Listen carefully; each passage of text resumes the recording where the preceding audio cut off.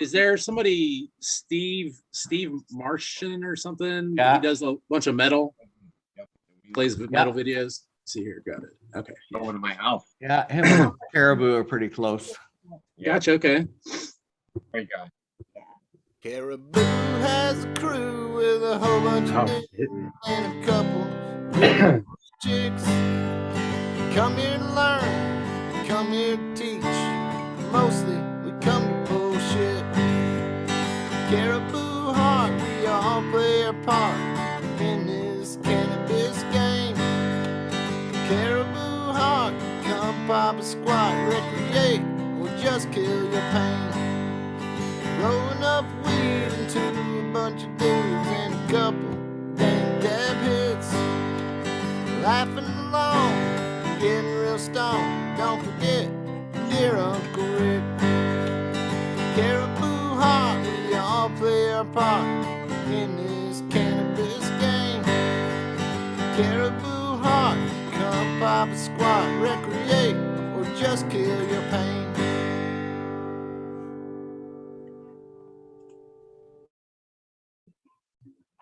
What is going on, everybody? I can't do the Welcome. whole Caribou intro because I'm bad at that shit. But we're on like what 149, 47, 46, somewhere around there. But welcome to Caribou Heart. Tuesday night, Tokes. We have Baked in Bluegrass with us this evening. How you What's up, doing, my peeps? man? Doing well. Thanks for having me. Oh, real excited to get to talk to you, man. So we'll just get through some of our stuff first here, say hi to everybody, and then off we go. So let's start this stuff with Prophet. You're all over there. What's going on tonight, Prophet? What you smoking on? What you doing? Not much, man. Just really missed you guys. I've been wrapped up in life the last couple of days or the last couple of episodes. I apologize for that. But I'm banging on a little bit of Pineapple Express and still rocking this lemon berry that I'll be sending out to a few of you. I already got them separated, shit in the jars, everything going. I just wanted to add a little more to my gift package. I just feel as though, I told you you can send them my panties still. yeah, I don't have enough money for all the guys, man. You're gonna run out, and I'm gonna have to buy more. No, just- baby, come on. All right, goodbye, boys. Always some over there. I'm sorry. All right. Shit, she sidetracked me with her panties. That's how that usually works. And I've been playing with obviously dabbing out of this thing, which I think is great. I'm not gonna promote them and say they're awesome, but it's not bad. So, other than that, I'm just dabbing on some lemon berry fucking chatter and smoking some Pineapple Express and excited about our guest. I'm glad to see Hype. Usually I got to catch him in the mornings on a different area, but love seeing him. Yeah, all you guys, I fucking missed y'all. Chat, everybody. So hopefully I'm back in my cycle again. I think I got my life kind of at least in a schedule. Cool. It's about time. All right, let's get Fucking down here to Uncle Rick. Fucking what's going on, Uncle Rick? Cheers, everybody. Great to see y'all. Looking forward to meeting you tonight. Yeah, and smoking on some Crunchberry Kush. Get one rolled up here. Unfortunately, I got into one a little earlier, so this could take a while. But other than that, see you soon. Did he say Crunchberry Kush? Yeah. Oh, geez, man, come on. That's not even fair. Yeah, you're familiar with? I mean, no, and that's why it's not fair. I want to be. I'm a fat kid, man. I love cereal. Like mix my weed with cereal. So Right, and Yeah, there's yeah. some of those out there that are just like, damn, like that smells like fucking cereal. Like holy shit.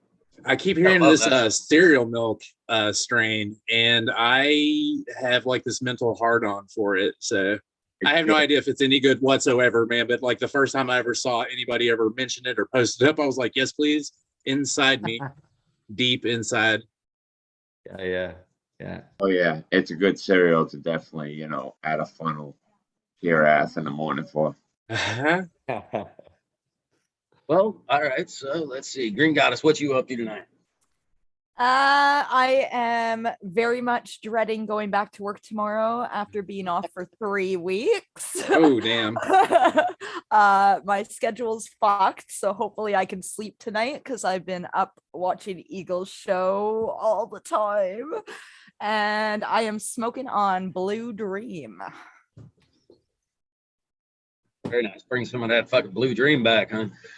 Yeah.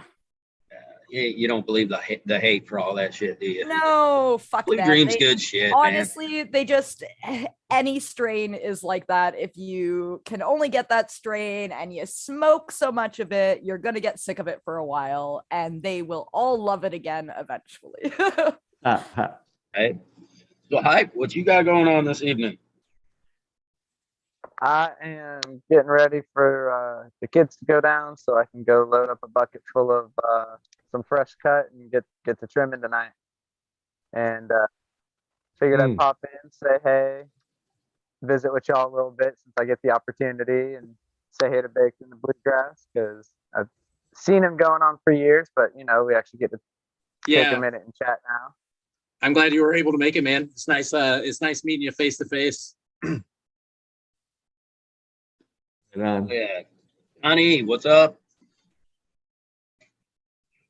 Just sitting here, about the same thing as Hype. I got trim jail tonight, but ain't much, a little bit, and then I've been going through physical therapy, and I showed the crew before the show I could finally put gloves on for the first time in 4 years. That made my day. Just some little things make me so happy right now. I'm bet. Mama got home yesterday. I forgot to mention, you guys, she got home and she's doing good, settled in. So other than that, I'm just 6 weeks. My boss told me today 6 weeks be ready for work. So I said something to my physical therapist that she was cranking on me. I said, yeah, my boss told me to be ready in 6 weeks. She goes, you're a hard head, you'll be ready. I said, good. Right on. I'd like to give a shout out to chat, all the guys and everybody. The chat, thank you guys for all your support and everything. And our guest, Baked in Bluegrass. I'm glad I didn't. I'm not a social media person, and somebody talked me into getting IG, and I'm glad I did because now I can. When we have a guest and I know who it is, if they got an IG, I can go in, find a little bit about them, and I'm not gonna lie. I've been looking forward to this show all week long since I was able to go in and look at some of your pictures and stuff, and I have a feeling it's going to be a good show, and well, I know it's going to be a good show when Hype pops in. But there you go. Growers love, and let's get this show going. We got DP around here, so you're gonna fucking show up and be here, say what's up. What's going on, brother? What's fucking happening this evening? Hey everybody, sorry, I got a guest over here. He came to pick up some good herbal and stuff, and catching up on some garden work as well. So I'll be in and out. Good. Definitely looking forward to hearing our guest, Baked in Bluegrass. Appreciate you coming out and shooting the Thanks shit for having with me. a couple heads. And hell yeah. Nice shirt. Yeah, bro. So where's I don't know if his tag or whatnot would be the same. Beazle Bub? Beazle? Yep. Oh, Yeah, he's been keeping We himself call him pretty busy Beazle. lately. Gotcha. Is he gonna be in? I doubt he'll be in tonight. He keeps himself pretty busy here in the evenings, and he's been doing a good job of just fucking talking to people and getting them to come on for us. So Right. That's, Well, I was gonna thank him to his face for reaching out. So yeah, that was cool. I super appreciate it. He may show up in chat this evening. Sometimes he's got enough time to pop in. So if I see him here, I'll let you know so that you can let him know live. Oh hell yeah. Yeah. Absolutely. All right. You are Baked in Bluegrass, bud. Like, tell everybody about you, man. What are you about? What you doing? So my name is Baked in the Bluegrass, and that is my given birth name. My parents were creative like that. I love contemporary jazz, slow walks on the beach, Moonlight though, man. If I'm like, this isn't like an editing program or an app filter. Like I am a ghost. So if I go out in sunlight, I bleed. No, yeah, I'm a home grower. I'm a newish home grower. I'm in the state of Kentucky in the Southeast US. So we're still under the boot of the oppressors. But you know, I'm doing this thing. I made this choice to do this thing. That's a very powerful step in my relationship with cannabis. And I've been doing the social media thing for like maybe about 2.5 years now with cannabis. Prior to that, though, I actually worked in the vape industry, like a nicotine replacement vape, for about 5 years. I did the exact same thing I'm doing now, but it was all vape stuff. So instead of me going like, hey, check out my cool plants, guys, I would be like, hey, check out this cool mod and this vape juice that we make, you know, or whatnot. Yeah, I don't know. I just kind of got into it, and the last year has been really crazy, and it's all kind of taken off and blown up. With sponsorships, like followers. I think I got like 3,000 followers, which is nothing in the grand scheme of things. But like, I mean, I only have like 3 friends, you know, like in real life. So like, it just blows my mind. But yeah, you know, apparently people kind of liked my posts. I'm an old dude. I went to school for like lit and philosophy. So I like to ramble and talk. I'm really good at, I used to do a lot of journal stuff too. Grow journals and blogs and stuff like that, and noticed that people kind of liked it, and so I just kept doing it. And I mean, there is sort of a point to all of this. I think, like, I do think at some point Kentucky will be legal, and we will join the free nations of the world that can enjoy cannabis and everything about it. And I really do want to help other people like me, and I mean anybody in general, but specifically like the 40-year-olds, the 50-year-olds. You know, cannabis isn't like a joke to them. It's not like a cool, sexy thing. You know, it's potentially a life-changing, life-saving medicine. And I found this to be true in in the vape world as well. So when like grandma would show up, you know, she didn't want to talk to the kid with the bone through his nose and the tattoos on his eyelids and stuff, because like they intimidated them.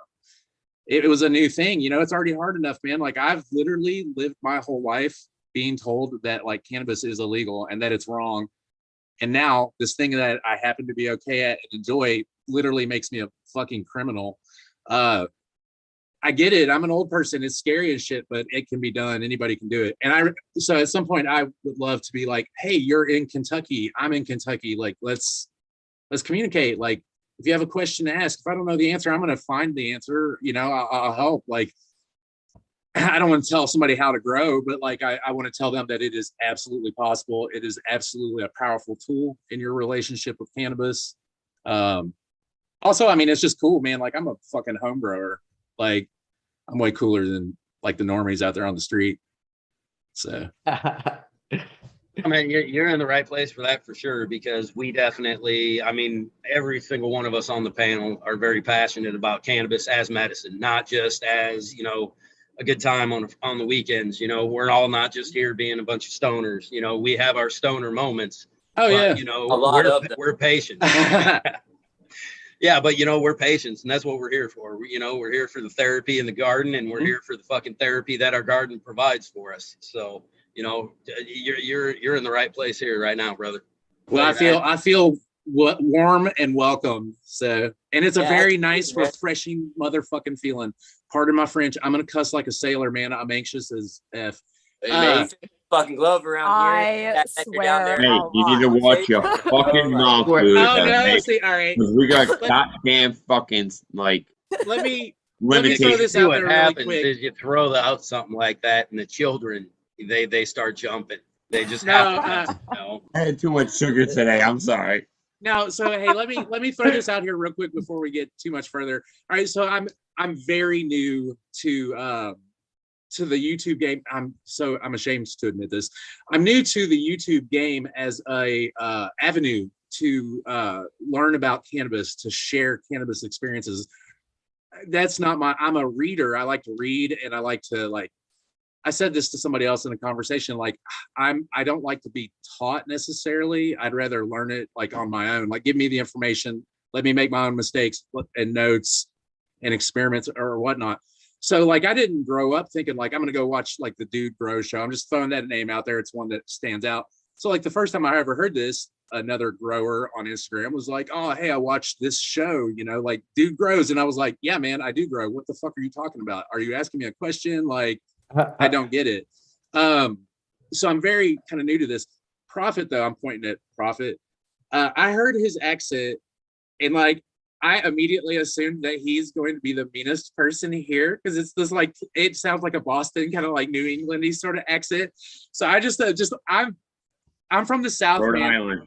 Rhode Island. You know, Kentucky is not the South, right? I mean, I'm south of Canada and I'm south of Rhode Island, but like somehow we got lumped into the South or whatnot. Yeah, no, I hear the accent, man. I'm just like, oh my God, this dude's gonna punch me. He's gonna pull my hoodie up over my head like a hockey move, and then just like. Listen, I won't do that to you because it's the show. But I mean, Oh no! No, you can say whatever you want, bro. I am one of those people that like, if you could take a good shot at me and make me laugh, it's so worth it that like, I have no feelings like that. If you want. Shit, go at my mom. Rick's already been fucking her, but yo, oh my God, no! my mom, You're welcome. Floppy seconds, help yourself. Well, this is good. This is good, man. I have no filter, like so. My mouth will definitely work. It will fire faster than my brain will. So yeah, no, I've been trying to watch a few episodes and just to get an idea of who's who and kind of how you guys flow. And it's amazing. I fucking love it. Like I hate that it's just now that I'm discovering this amazing avenue for this sort of this aspect of the cannabis experience. So I mean, what you guys are doing is amazing. Like giving people like me an opportunity to talk about this stuff out loud. That's a big fucking deal, y'all. Like it might not be to you all because you all do it all the time. You know, I know some of you are in Canada, in other spots, you know, where it is legal, you can walk into a dispensary and there are people that are paid to talk to you about cannabis. You know, like that's not my experience, man. It's never been legal here. It's, you know, and I mean, for me, I had made a choice a couple years ago. So like buying weed is fucking illegal too, right? So like my choices in my mind were like, I'm going to either assume this risk meeting some rando in a Walmart parking lot at 3 a.m. to buy a fucking bag of weed that I'm paying too much for. I don't know where it's from. I don't know anything about it. Mm-hmm. Or I can assume a different risk, but in my mind it's somehow less because everything is very contained and controlled, right? Like it's, you know, it's whatnot. If I could show off my tents, I would love to be able to show off my tents, but that's real sketchy. I got to work around like roommates and natives and shit like that. But what tents? How long do you think it'll be before it's legal in Kentucky? Honestly, man, and this is so fucked up. We have probably like the second to third best cannabis growing conditions in America and like on the worldwide stage. Kentucky is amazing. Like the soil here is stupidly good. And now with global warming, which is absolutely fake and not a real thing, you can probably get like 2 grow cycles. And if and when autoflowers in particular are adopted, like you might even be able to squeeze 3 freaking grow cycles in. It will be amazing. God. But Kentucky is very, in the South, we call it like very Bible Belt. So it's very conservative. It's very red. If you understand like the American notion of like red politics versus blue politics. So it's like really conservative. Everybody goes to church and judges everybody else. And like, you know, I don't know. Honestly, man, I think we're going to be like one of the last like 3 to 5 states that's going to legalize, which is, again, so fucked up. If you follow this at all, I mean, it made like the world news. Like Kentucky got absolutely crushed by a series of tornadoes in December this past year. The one tornado, like it hit like 4 states, which was just amazingly crazy, weird or whatnot. Anyway, so Kentucky is like, I mean, we're like $6 billion additionally in the hole right now because like a third of the state just got wiped out. in my thought, and I hate to tie that together, like I obviously would never wish that upon anybody. I live about 2.5 hours away, so like that sort of weather didn't affect me like directly, but I have friends and family in that area. So I would never, of course, wish that. But in my mind, I kept thinking like this might be a bit of an impetus to legalize, because Kentucky as a state needs a ton, not a little bit of money. We need a ton of money, not to even like get ahead now, but just literally to replace parts of our state. So I kept hoping like maybe that'll be an impetus, and they will maybe even just jump on medicinal, which again, I would take that. Any sort of legalization, y'all, would be an important step here in Kentucky. I mean, I'm already growing. I don't give a shit really like about the law, but like if you legalize it, you remove some of the stigma. And then my grandmother and my grandfather are less afraid to approach somebody about this and be able to ask adult questions to get good information about it. Like, I think it's going to happen. I just think it'll be 3 to 5 years probably. Again, just because as it is right now, it's not even legal medically there. No, not in Kentucky. Okay. So and this is I put a lot of thought into this sort of thing. So I believe if I'm current and up to date, in the state of Kentucky, 4 plants or less is considered a misdemeanor. So I maintain a plant count of 4 or less per location and tent, to try to minimize that damage. And then also too, like, let's be real, it's the 21st century. I have no past record or anything like that. Like, hopefully it would be like, hey, here's your fine, you're whatever month in jail. Not that I want to spend a month of fucking jail. If Johnny Law showed up right now, y'all, I would be like crying. You would see me pee myself, and then I'd be like, bail me out. But you know, again, like, I mean, my choices, my realistic choices, I had 2 of them because I enjoy smoking to get high, but like I feel it is absolutely medicinal. And if it's not a physical thing, it's like a spiritual, mental, emotional medicine as well. You know, my actual only choices were to not partake in cannabis or to buy it from somebody that I didn't know or whatnot. And that just wasn't tenable to me anymore. The thing I regret the most is that I waited this long. I wish that I had started this journey a few years ago, actually, now that I know it's not as impossible to do as I thought it was. What's up, man? I see some plants. Awesome. Moving along.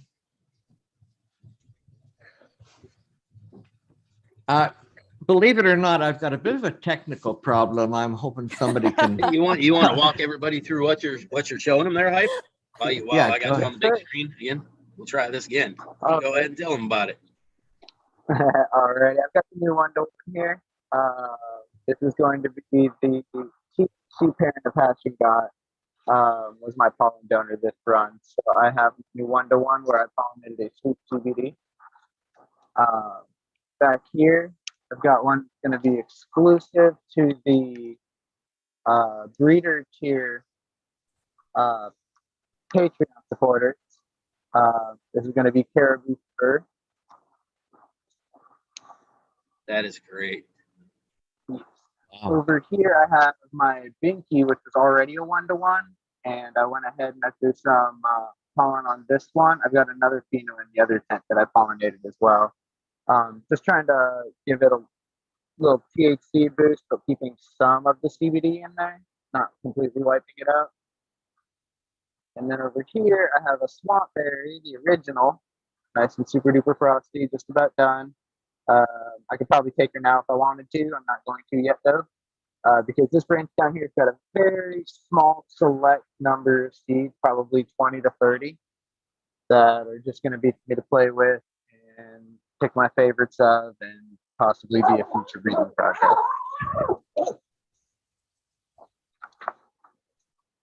And then back here in the big tent that I was already showing off earlier, I have my pollen donor. This one here is the Hashingot's mom. She might have gotten a little bit of pollen on her looking at some of these galaxies. But I have a Phantasmo Express by Mephisto. I kept her in a solo cup, and she did pretty dang good. I'll take My it. God. It's pretty beastly for I'm a solo. pretty sure that if I went to the soil line, it's my tallest plant.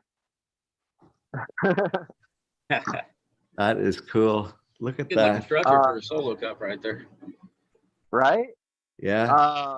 That's why I'm not afraid to grow in solos anymore, and that's only watered once a day in the mornings. Over here I've got Canning Toe. She's nice and fat and pregnant. I knew better than to try to do a breeding run without her. Too many levers out there. Here's that other binky that I said that I had going, and the other pheno. This one's the darker purple. Nice, super, super fat dense. Like that is a nug. So definitely want the airflow in with that one. And then here's another Hash and Guts mom, because I wanted to make F2s, kind of replenish the stock a little bit. So I've got things coming. Ah. And those are all coming down here in the next couple of weeks, with the exception of the one that I take down a little bit now because I'm out. Oh, that's the freaking Very worst. nice. Hey, real quick Very on nice, this, sir. you know, we're gonna we're making a little thing to get everybody over here. We're gonna show a new thing that we have here. So if I can do this right, if I can do this right, we don't have a fucking Rick moment. Let's hope that this works. Yeah.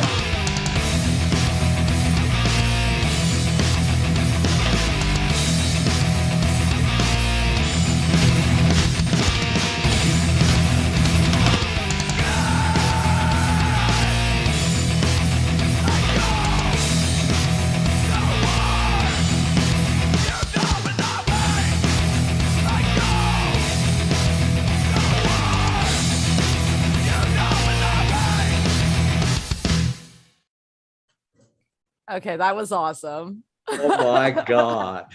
Oh, Wow. In case y'all didn't know, now you know. Get the fucking live chat. Holy is shit. awesome. Oh fuck. Now why did Man, you I go- want to send a how you big deliver a fucking message. thank you to Colton for that. Fucking Here, Colton man. did that up is- for me, man. I was not Wow. thinking something that fucking cool, and we have another one to show later. So, fucking big Wow. shout out to him, Colton. You are the fucking man, dude. Oh my God. Impressive.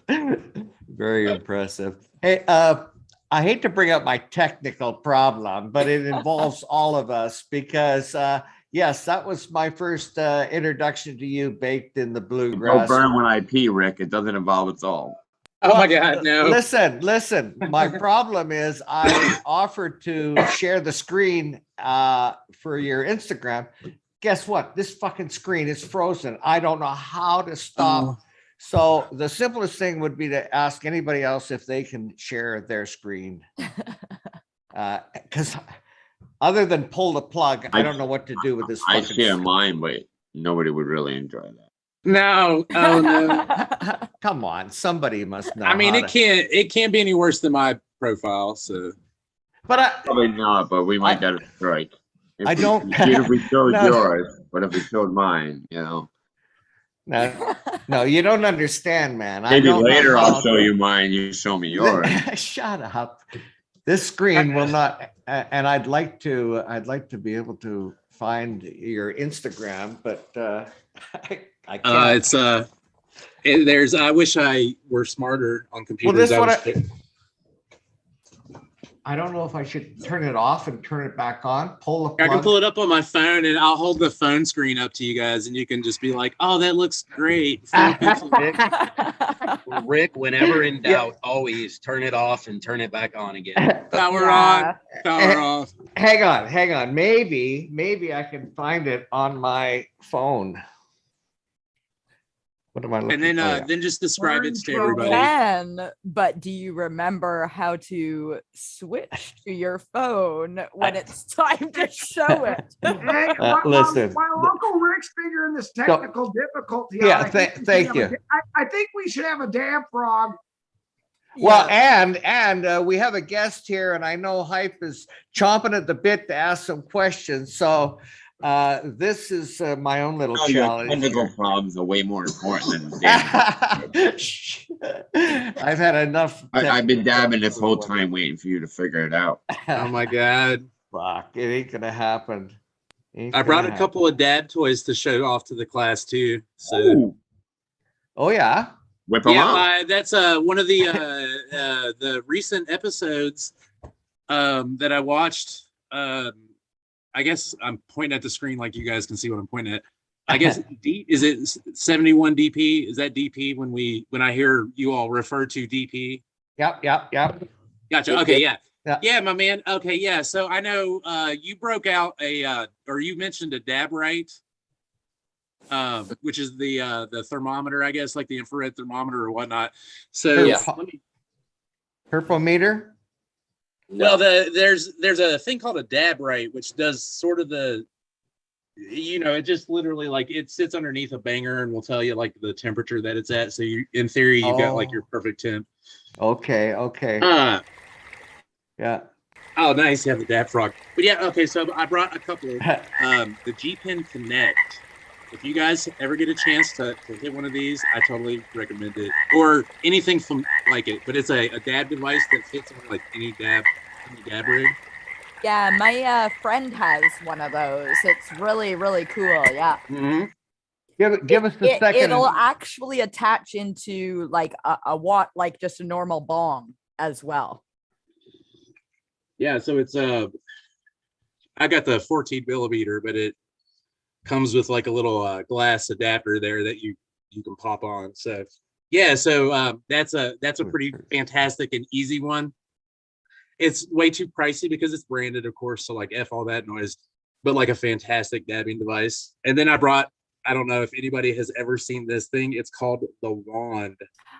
My friend just got one and I want one so bad. Yeah, it's definitely. So all right. Hey, weirdly enough, I might be getting a discount code as like an affiliate with these guys. If I do, I'll post it up somewhere. Yes, so obviously I would love people to use it. This thing is effing amazing. So I cannot stand the Toke. Yeah, hold that thing up real quick. I'm gonna spotlight you so everybody can see that a little better. All right, yeah. So this is the Wand. The company is Aspire, spelled with an I, which weirdly enough, they used to be a company called Aspire with an A, and they were tobacco replacement vape technology. So I actually dealt with this company a lot, but it was through nicotine vape kind of stuff. Anyway, so this right here is an induction heater. So it's using magnets and voodoo and stuff like that. It pairs with this little banger, which mine right here is just totally dirty from use. But inside of the banger, there's a cup, a borosilicate cup, just like a glass cup or whatnot, with a metal like ring inside of it. And that's actually what's heating up. So this thing, you can set a temperature on it. Like I've been rocking it at like 460. I've rocked it up as high as like 550, 560, but I'm like an old man, 30-year tobacco smoker as well. So I can't like rip it, but it goes up to like 800 degrees. But yeah, so it's uses induction to heat up that metal cup in there. And then once it's heated up, you just pop it off, pop a little cap on there, and then you rip it. So it's different than the Connect and the Connect type of devices, because this is like it's a ceramic chamber that's being heated up, much like a Puffco, just a much smaller, different device, but ceramic heating. So this though, you would need a dab rig still, because it's just literally that like induction heater in the metal cup. So it's awesome. It's so awesome. So you can set your temperatures, which of course, if you're a connoisseur, is nice because you can kind of get different terps, different flavors, different effects. Cool. And then the obvious benefits of not having a freaking torch like flowing around, man. Like the outside of your torch gets to like 2000 degrees. Like I use this thing, like it takes 30 seconds, 40 seconds to heat up. And then like you do this and there's no heat, like there's no transfer of heat. It's I've heard it's actually also another good tool to actually heat up the Dynavap. Well, so I've lost mine. I had one before I got the freaking wand. It was another reason I grabbed the wand. Like a couple of guys that I follow on Instagram and stuff, like they use it as well. And they were like, man, you've got the Dynavape, bust it out. Like it's amazing with that. And I'm here to tell you that's a really good vape for flower. It takes a bit to get used to it. Like it really does. Like the first time I used it, I was using just like a little hand torch. And I did the typical like, oh, I need to carb it. Like I grabbed the end of it while it was all hot, you know, whatever. But like the flavor off of that is amazing for flower. Love it. So yeah, you set your temperature, heat it up with this thing and go. So, yeah, actually, I looked at the wand for that fucking very specific reason because I was like, I want a good like on the go induction heater for one of these things, and I'm not really a huge dabber, so my standards are probably pretty low in the dab, realm. So I was like, oh, fucking, it does dabs too. So if it does the main job of heating the Dynavap, and then I can do a dab also, fucking sold. Oh yeah, I love it, man. It's great. I have fur babies. I can't have a torch sitting around, man. Like they knock stuff over. Outside of your torch can get to 2,000 degrees. That's no joke. Like you'll burn. So, For sure. I highly recommend this. I knew that there were some other dabbers and stuff like that. So Very nice. I made a note. I'm such a nerd. When I was watching all these old videos, here, let me turn this so I don't glow so much. When I was watching the old videos, I was trying to take notes. I'm like, all right, okay, I'm gonna try to remember this, and I can bring it up and talk about this.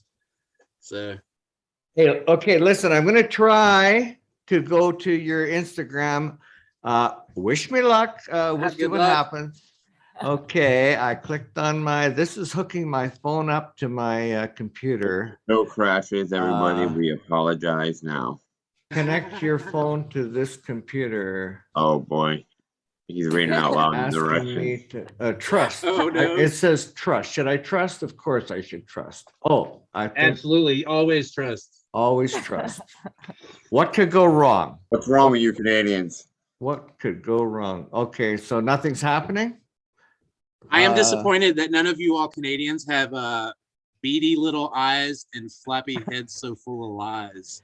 I don't know if anybody remembers that from South Park, but that was okay. Well, obviously this isn't working unless I try that to that and trust his computer. It won't. I don't, and I shouldn't trust it. Anyway, profile's amazing. I'm sorry. That's just a bad day there for technology. I had my hand on that stop fucking video button so fucking fast. No. Yeah, just in case, man. I don't know what's gonna open up on your. No. You know, that is a good point, but well, we'll just okay, unless somebody else wants the floor, I'm just going by my memory about your Instagram. It really caught my attention.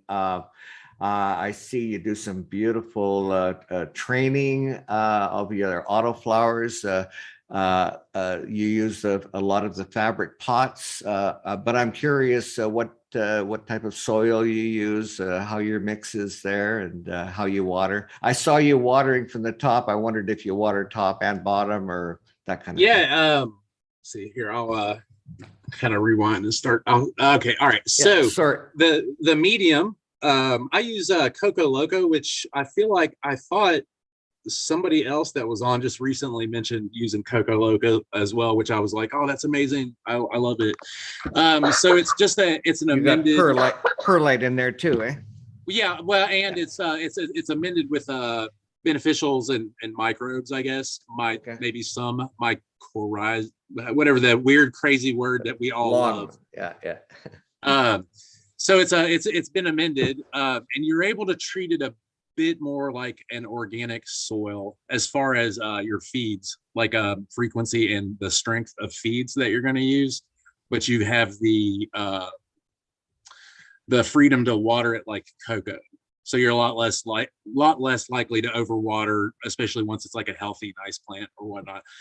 So I'm a huge fanboy of Coco Loco, which is what I'm using currently. I'm using Gold Leaf Nutrients, which is kind of like a one-shot deal, and it is freaking amazing at what it does. Part of my grow style, I don't, if you guys are familiar, it's one of my favorite movies of all time, The Big Lebowski. I have oftentimes referred to myself as like a Lebowski type of grower. I don't get to spend as much time as I want to with my plants or whatnot. So I need to be able to be like, all right, cool, bam, I'm done with providing the food and the nutrients my plant needs. Now I've got 4 minutes that I can start training, which is the part of growing and home growing that I really enjoy, is the training of the plants. Oh, yeah. You do some beautiful work there. Yeah. Thank you. Like, yeah, it's. I want to hear a little bit about that gold leaf. Do you like that stuff? Because Dude, I just kind of found that stuff, and it just got me highly interested.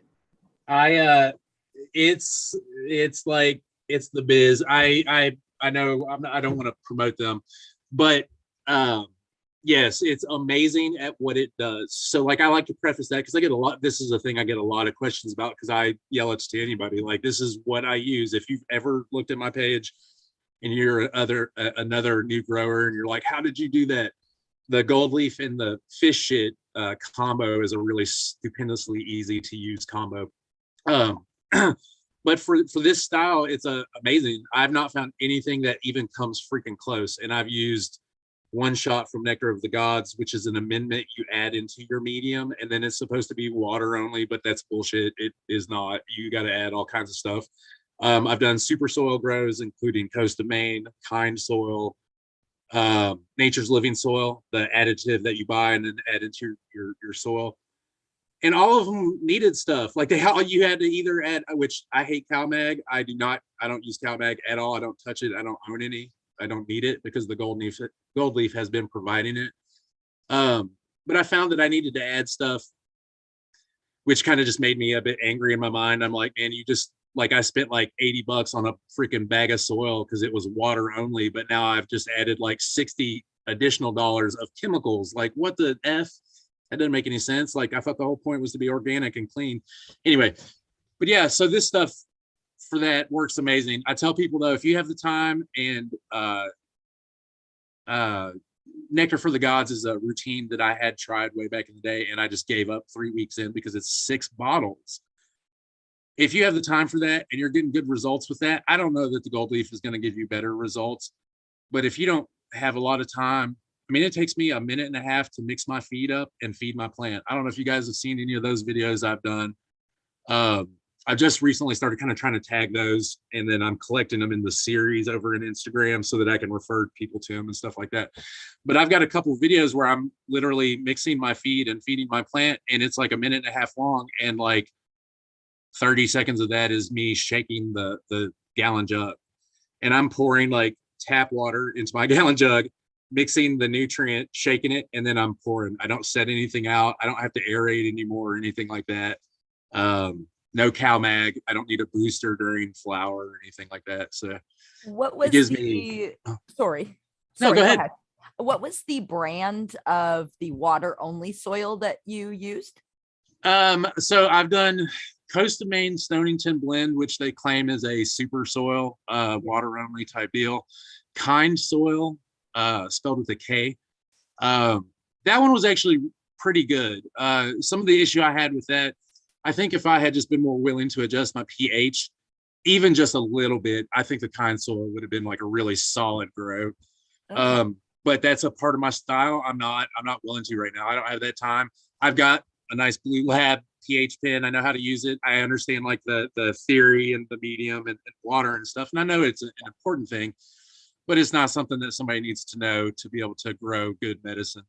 So no, I don't have to understand nuclear fusion to understand that the sun creates heat and energy and light, you know. For sure. The reason actually why I asked you that question is because I'm using a water only soil, and I haven't added anything, and my plants are doing beautifully. The only thing I do is I'll like top dress it every like 2-3 weeks before I water it, just to add more into it.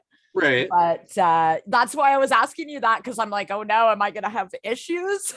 No, and I mean, and I've, as much as I've looked into it and like tried to troubleshoot it, I'm not very good at that sort of thing yet. Like, that's not a level of growing I'm super familiar or comfortable with. But like, I honestly do think a lot of the issue I had with especially the Kind Soil, because it was that's a really well made bagged super soil. It really For is. sure. Yeah, I've heard good things about it. Oh, I mean, it's so good. But I just, again, like I was just pouring, I'm using just tap water. Like I don't use RO water. I don't even use distilled water or anything like that. And I think that there was just, like my parts per million is not stupid. It's like 250, which I know is a bit high, but it's not super crazy. My pH is generally 7.2 when it comes out of the tap. So I'm super close to like the good range. And I think it was, again, I really do think it was me, but I had this. I think that will really help you actually, because I do pH my water. Oh, no, I know it does. And when people ask me, I mean, it's literally like, it's one of the simplest things you can do to start eliminating issues. Or, hey, I don't know what's wrong with my plant. Well, you know what? Like, hey, check your pH first. Like, that's a good starting point. Like, that will let you know, oh crap, man, it's at 9. Yeah, bro, your plant is dying. Like, it's not eating anything. I am like you too, though, and I do a lot of stuff just on my gut and my feel and what I see. Oh yeah. So, yeah. I mean, I was, some of the old school growers that I chat with, or I did a lot of forum stuff, that I would interact with in the forums. They said something and it stuck with me, and I said this too, like, you don't need a pH meter. Like, your plant literally is a pH meter. So like, it has all these fan leaves and like, now on the flip side, those rust spots could be 1,000 different issues, but that, the plant will show you those things. And hopefully if that's a thing you're interested in or whatnot, it's a thing you learn through experience and I have to play a little bit of devil's advocate on this one, because I'm not going to advocate for, always checking and, pH and all that shit. I don't give a fuck. I don't do all of that. But if I see something that I do know is my plant starting to have a pH issue, you got to figure out which way your swing went, so you know how to adjust it and fix it.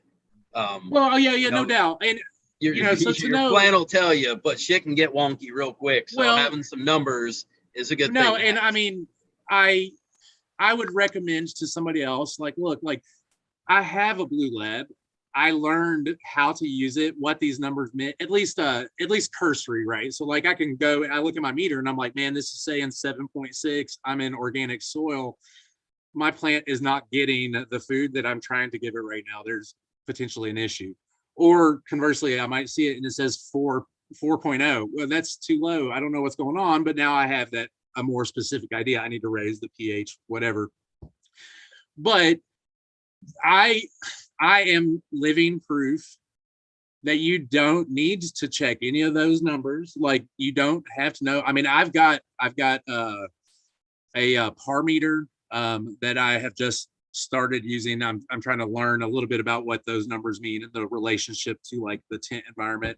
I've got a Mendel sensor, which is like the pulse, where it does the VPD. It's like a VPD chart meter and everything like that, your temps and humidity and stuff.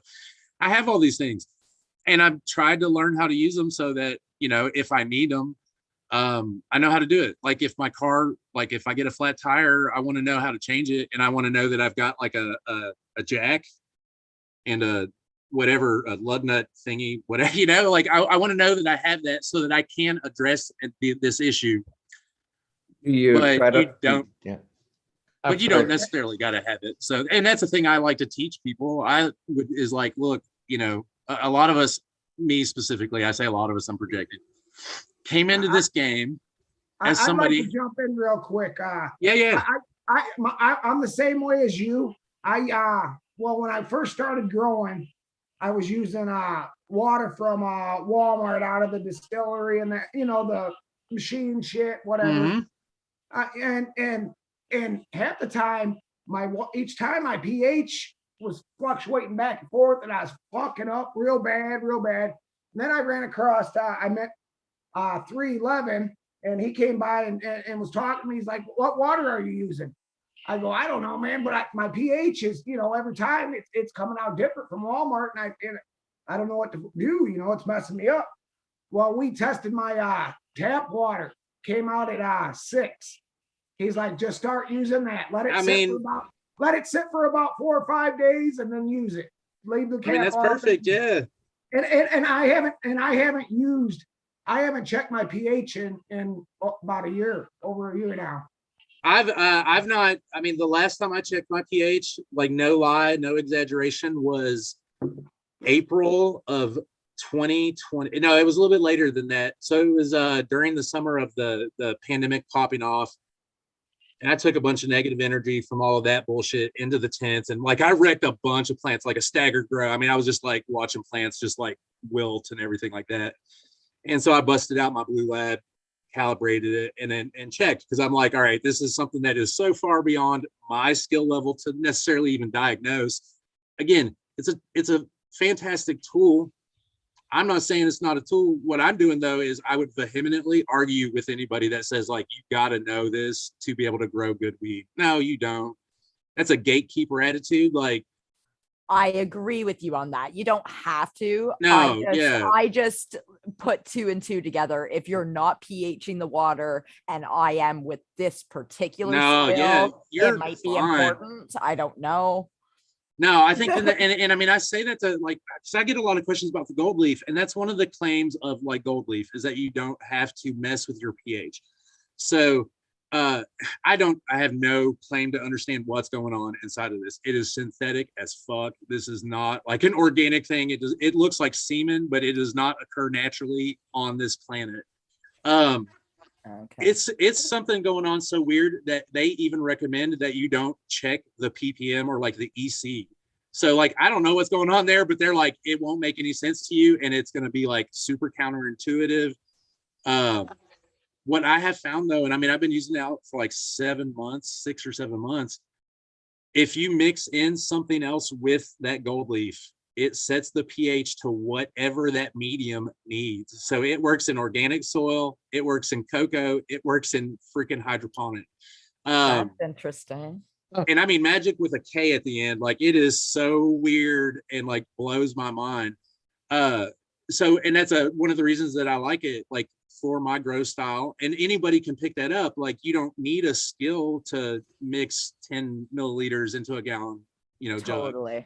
Yeah. You don't need to be able to understand like these weird numbers and stuff like that. Cause like, no lie, I mean, I like to think I'm a nerd and a smarty pants, but like, I mean, the first time I started seeing like these numbers for VPD and stuff, I was like, whatever, F off. I don't know what that means. Like, I don't think it has any sort of relationship to what I'm actually doing.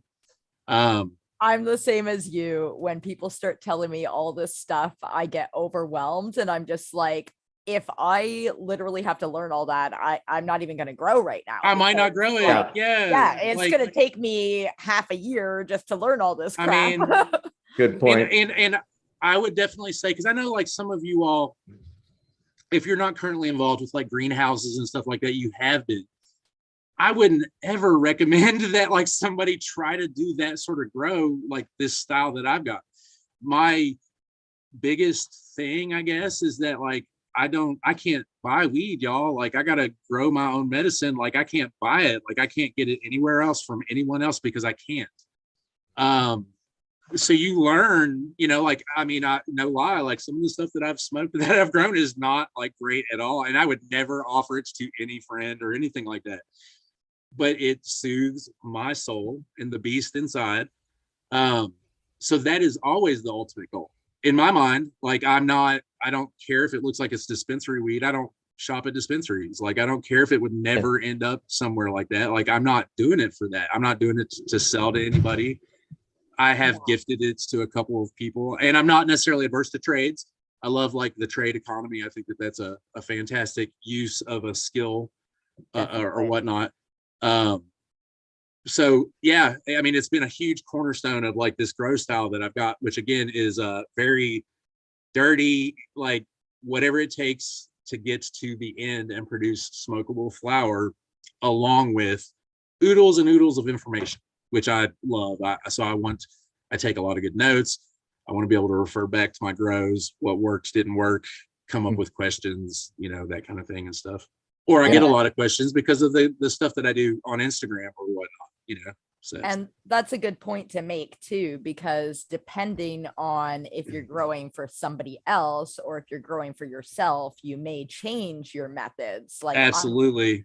I'm the same. I'm growing for absolutely. myself. Or another factor for me, and this is a huge limiting factor that some of you all just don't have to deal with. Like I could go to jail for what I'm doing right now. If I grow more plants, we're talking prison and stuff like that.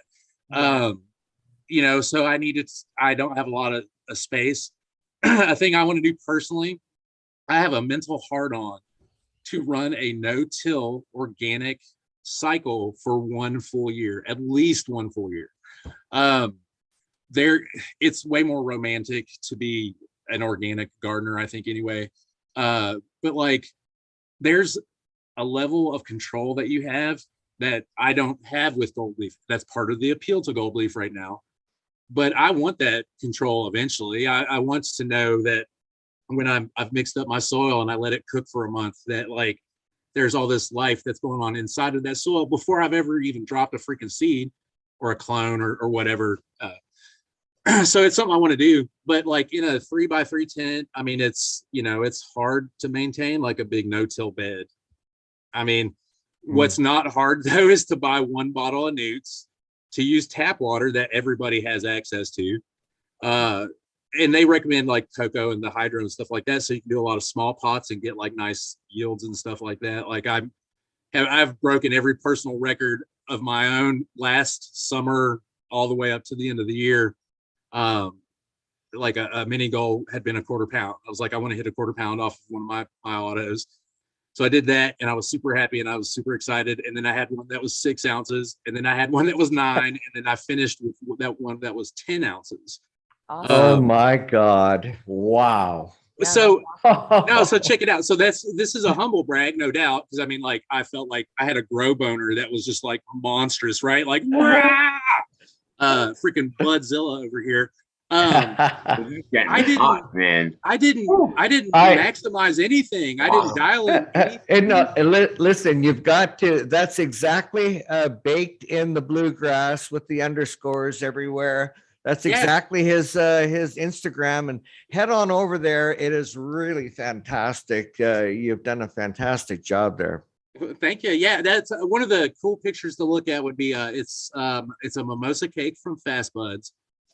It's in a 4x4 tent, and I have scrogged it under a plastic scrog screen that I like to use.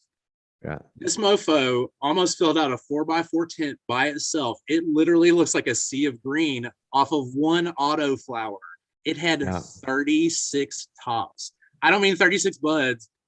I mean 36 tops. This thing was like the craziest, and I messed it up. Like I missed some waterings at the end, and it was in a 10-gallon pot. Like nobody ever expressed to me how much your freaking plant will drink when it's in a 10-gallon pot. I was putting. What do you mean? So yeah, you are correct. They drink like motherfuckers. I mean, yeah, like I'm in a 15, and I was doing 4 gallons of water a day, and this thing was like, no, there's no runoff whatsoever. Come back and give me 4 more, and I'm fine. Like it was, and I messed it up. I just wasn't able to keep up with the water. So, I don't necessarily recommend to a lot of other newer home growers, maybe avoid like the 10-gallon pots right off the bat. Like that's a lot to take care of. That plant was not meant to be like a lazy grow. It needed like constant attention. I think, hold on a sec. So my basement is a wreck, but I think I've got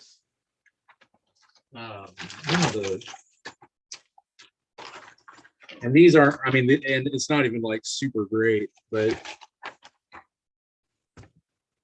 so I don't know if you guys can see this. Beautiful. Like, and these again, this is not good. This is like my winter mode, like survival mode weed. Like I don't share this with anybody. I share all the other good stuff. But like it was, you know, so it can totally be done. I didn't put like a super lot of effort into it after the training. Like I put a ton of work into the plants with training. Again, that leads back to the gold leaf, super easy newts that I don't have to think about. I don't have to worry about my pH. I don't have to worry about CalMag. Again, I hate CalMag. That's like this myth that won't die. And new growers just get smacked in the face with this. Like, hey, bro, your plant's all messed up, man. Just feed it some CalMag. So I'm trying, and my plant's over here like, please, I'm choking. Like, stop. Like, I have so many lockouts now. Like, please, no more CalMag. So, Yeah, you mentioned the training, and I wanted to ask you more about your training styles, lollipopping or defoliating and that kind of thing. Everything is on the table as far as I'm concerned. What And in if- my very limited experience, Go ahead. the only thing I don't think you can do to an autoflower that you can do to a photo period is a re-veg. People clone autoflowers all the freaking time now. It's not a thing you would want to ever do for a production purpose. It is more of a novelty. People are cloning Profit auto. revegging, would you like to chime in here? What's that? Said Profit, would you like to chime in here on the revegging autos? Oh no, see, and yeah, Profits and authority. Yeah. Are you re-vegging some autos? Move. Bad move. Oh no, so and I have said to people, I'm like, and I know that somewhere somebody has done it, right? Like it's just a more. I hate seeing all the hate that autos gets, man. People, a lot of people assume that autoflowers are the same as they were 12 years ago when they were garbage plants. There were, yeah. Do you do much topping? I'm more of a fan of I call it a big bend, which involves an almost like 90-degree perpendicular bend of the main stalk, but I will absolutely top. I've been currently highlighting it's a photo period actually. I'm very new to photo periods, but I'm enjoying it. I think it's like easy cheat mode because I've been forged in the autoflower fires. And everything I do to an autoflower, I'm doing it to the photo, and the photo period's like, I don't give a shit. Like, bring it. Like, hey, big boy, more. You know, and then I'm gonna take a day off, and I'm gonna be fine. And then you best bring more. Whereas with the auto, even me, like I'll know within like 2 weeks if I'm gonna train that plant or not, and I'll have an idea of what sort of training I'm gonna do. But I mean, I know, like, man, you run that risk of stressing them out. Even the absolute most stable of autos, it is a hybrid. It's literally a hybrid. It's a ruderalis mixed with a traditional cannabis plant, or indica, sativa, whatever. So you do run a risk of stressing them and causing them to early flower. And once you send an autoflower into early flower, like it's not really going to get a lot bigger. At that point, in my mind, I've got one going right now. I tossed it into my flower tent, running it under a 12-12 light cycle because I just don't even care. Like, it's house money. I don't need it to produce anything except some information for me. Hopefully it'll turn out some buds, but it looks like it's going to. But yeah, sorry, I just had one of those brain fart moments. But yes, I will top. I do like to top. But on the auto, man, the topping it's one that can lend to that early pre-flower. So I find like a really nice bend, you're a lot less likely to shock that plant. Now, obviously, you can bend too much and you break it or whatnot. Super crop, I guess, is one of those terms where you're intentionally snapping. Yeah. I do that as well. But yeah, a lot of it is I like. It's very nerdy and OCD-esque, but I find it very soothing to shape the plants. Yeah, well, fuck. Very bonsai, I wish we could get your Instagram up, man. That's a really good. A lot of it ties into as well. Like, my first tent was a 2x2 by 4 foot tent. I'm not smart enough. I don't know meters and stuff. I'm a stupid American. I apologize. So yeah, it was 4 foot tall, right? So like by the time I got my 12-inch pot and I hung a light, I only had like 24 inches of space between like a freaking LED light and then my plant. So I'm like, how can I maximize my space? And like the obvious answer and the intuitive answer, train it flat. Yeah. Hopefully encourage more colas to grow like that main cola should grow, and expose all of them to better light, I guess more equal light and stuff like that.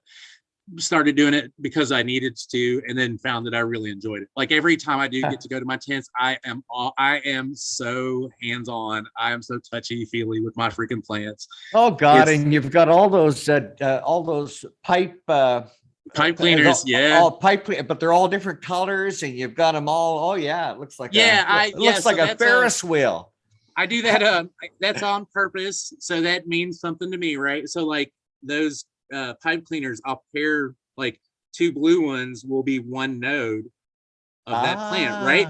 So like when I'm working on it real quick, or I walk in, I'll go and I can look and I'm like, all right, so this blue branch right here matches this blue branch here. That's my third node. Check the growth and yeah. Oh, yeah. Cool. It's so OCD. It's so OCD, but I find it. Hey, very listen. I love the auto conversation because I'm torn right now. All I've ever grown is photos and dabbled in autos and really want to learn that in. But before you leave, I got to get your take. Just recently, I watched in one of the Future Cannabis projects. They talked about the boys that were in the Kentucky Mafia. What was it called? The Cornbread Mafia. Thank you. Yeah, I wanted to hear your side of the story here. So I'm not quite that's a bit more rural than I am. So everybody assumes that I'm a hick and that I don't have shoes and that I'm married to my cousin. I'm not. Like we're not really, I mean, we're related husband and wife, but like, no, we're different family trees and stuff like that. No, and that was a bit before my time. So I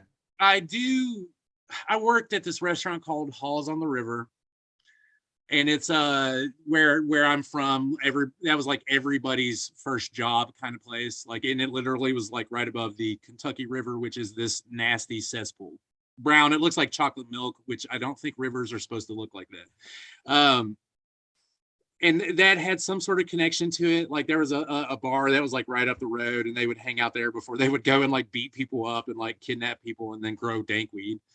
But yeah, no, that's not me. That's not me. I'm like a city boy. Like everybody assumes, but I'm like, no, I'm from the city. When you say country, I'm like, oh, about the most country thing is, no lie, not that I have the balls to do this sort of thing ever, but no lie, I was listening to your all's freaking theme song and I went and learned it on my guitar. I wrote down all the lyrics and went and learned it on guitar, and I was like, oh, wouldn't it be cool to play it? Like, but I don't have the nuts for that. So that's probably about as country as I get. Oh my God, you have to now go and get it. No, I can't. I can't. You got it. Yeah, no, I can't. Don't let me have more balls than you, buddy. All right, because that's I wish I could. I really do. Okay, we're not gonna put you on the spot, but what I'm gonna say to you is next time you come on, you need to play that song. All right, I'll tell you what. I'll make a pact. If and when you guys are gracious enough to have me back, I will I will perform Bake's rendition of your theme song. And I do, of course, mean not the freaking rock and roll thing that I'll do just put up about the top chat. That's like our opening. It's just an acoustic guitar. Nice. But what are you doing Friday? Come on to the shit show. Well, so yeah, I mean, I no, not to perform. I'm not ready yet. I'll have to steel myself for that. But yeah, I've got in my notebook right here. I've got right beside me. I've got like show notes and stuff. I've got all the fucking lyrics to the song, and I was like, when I listened to it, I was like, oh my God, I know those chords. Like those are like easy chords, and then totally too awesome. I'm like, hey, I'm baked in the bluegrass. Like so many people will assume that bluegrass in my name is like the music style, which I cannot stand bluegrass music. Like most of the time, honestly, like the weird voices that they use, like it's like an autistic thing. It messes with my brain really badly to hear their tone of their voice. But Kentucky is considered, they call it the bluegrass state because they have a type of grass that is very common here, which is bluegrass. And that's where part of my name comes from, baked in the bluegrass. Years ago, actually, my wife and I taught ourselves how to make edibles. And then that eventually led to me growing my own because we were spending money, right? Like we go buy an ounce of weed for like $300 and then make a batch of brownies, which was awesome, but also like damn expensive. So eventually started growing my own. So I'd have material to make edibles and stuff like that. So that's where the name actually comes from, baked in the bluegrass. And it fits for everything. I mean, I love to be baked. I love to cook. Think about it. It's about halfway through our show, and I got that other video to show. So we're gonna do that one now. Oh shit! Right. All Yeah, Are you right. guys It made kicking me me out fucking think though? of that. Rick was like, No, No, no, we're no, not no. kicking. You're not going No, nowhere, fucking mister. Rick just likes to make up shit and fucking say no, things okay. I and was blow like, our wait, am I guests going? off. Rick was like, hey, before It's you old. go, and I'm like, wait, am I leaving? Did I say that? Fuck. Yeah, sorry. I was like, wait, no, oh no. No, no, God, no. Ah, Let's check this shit out.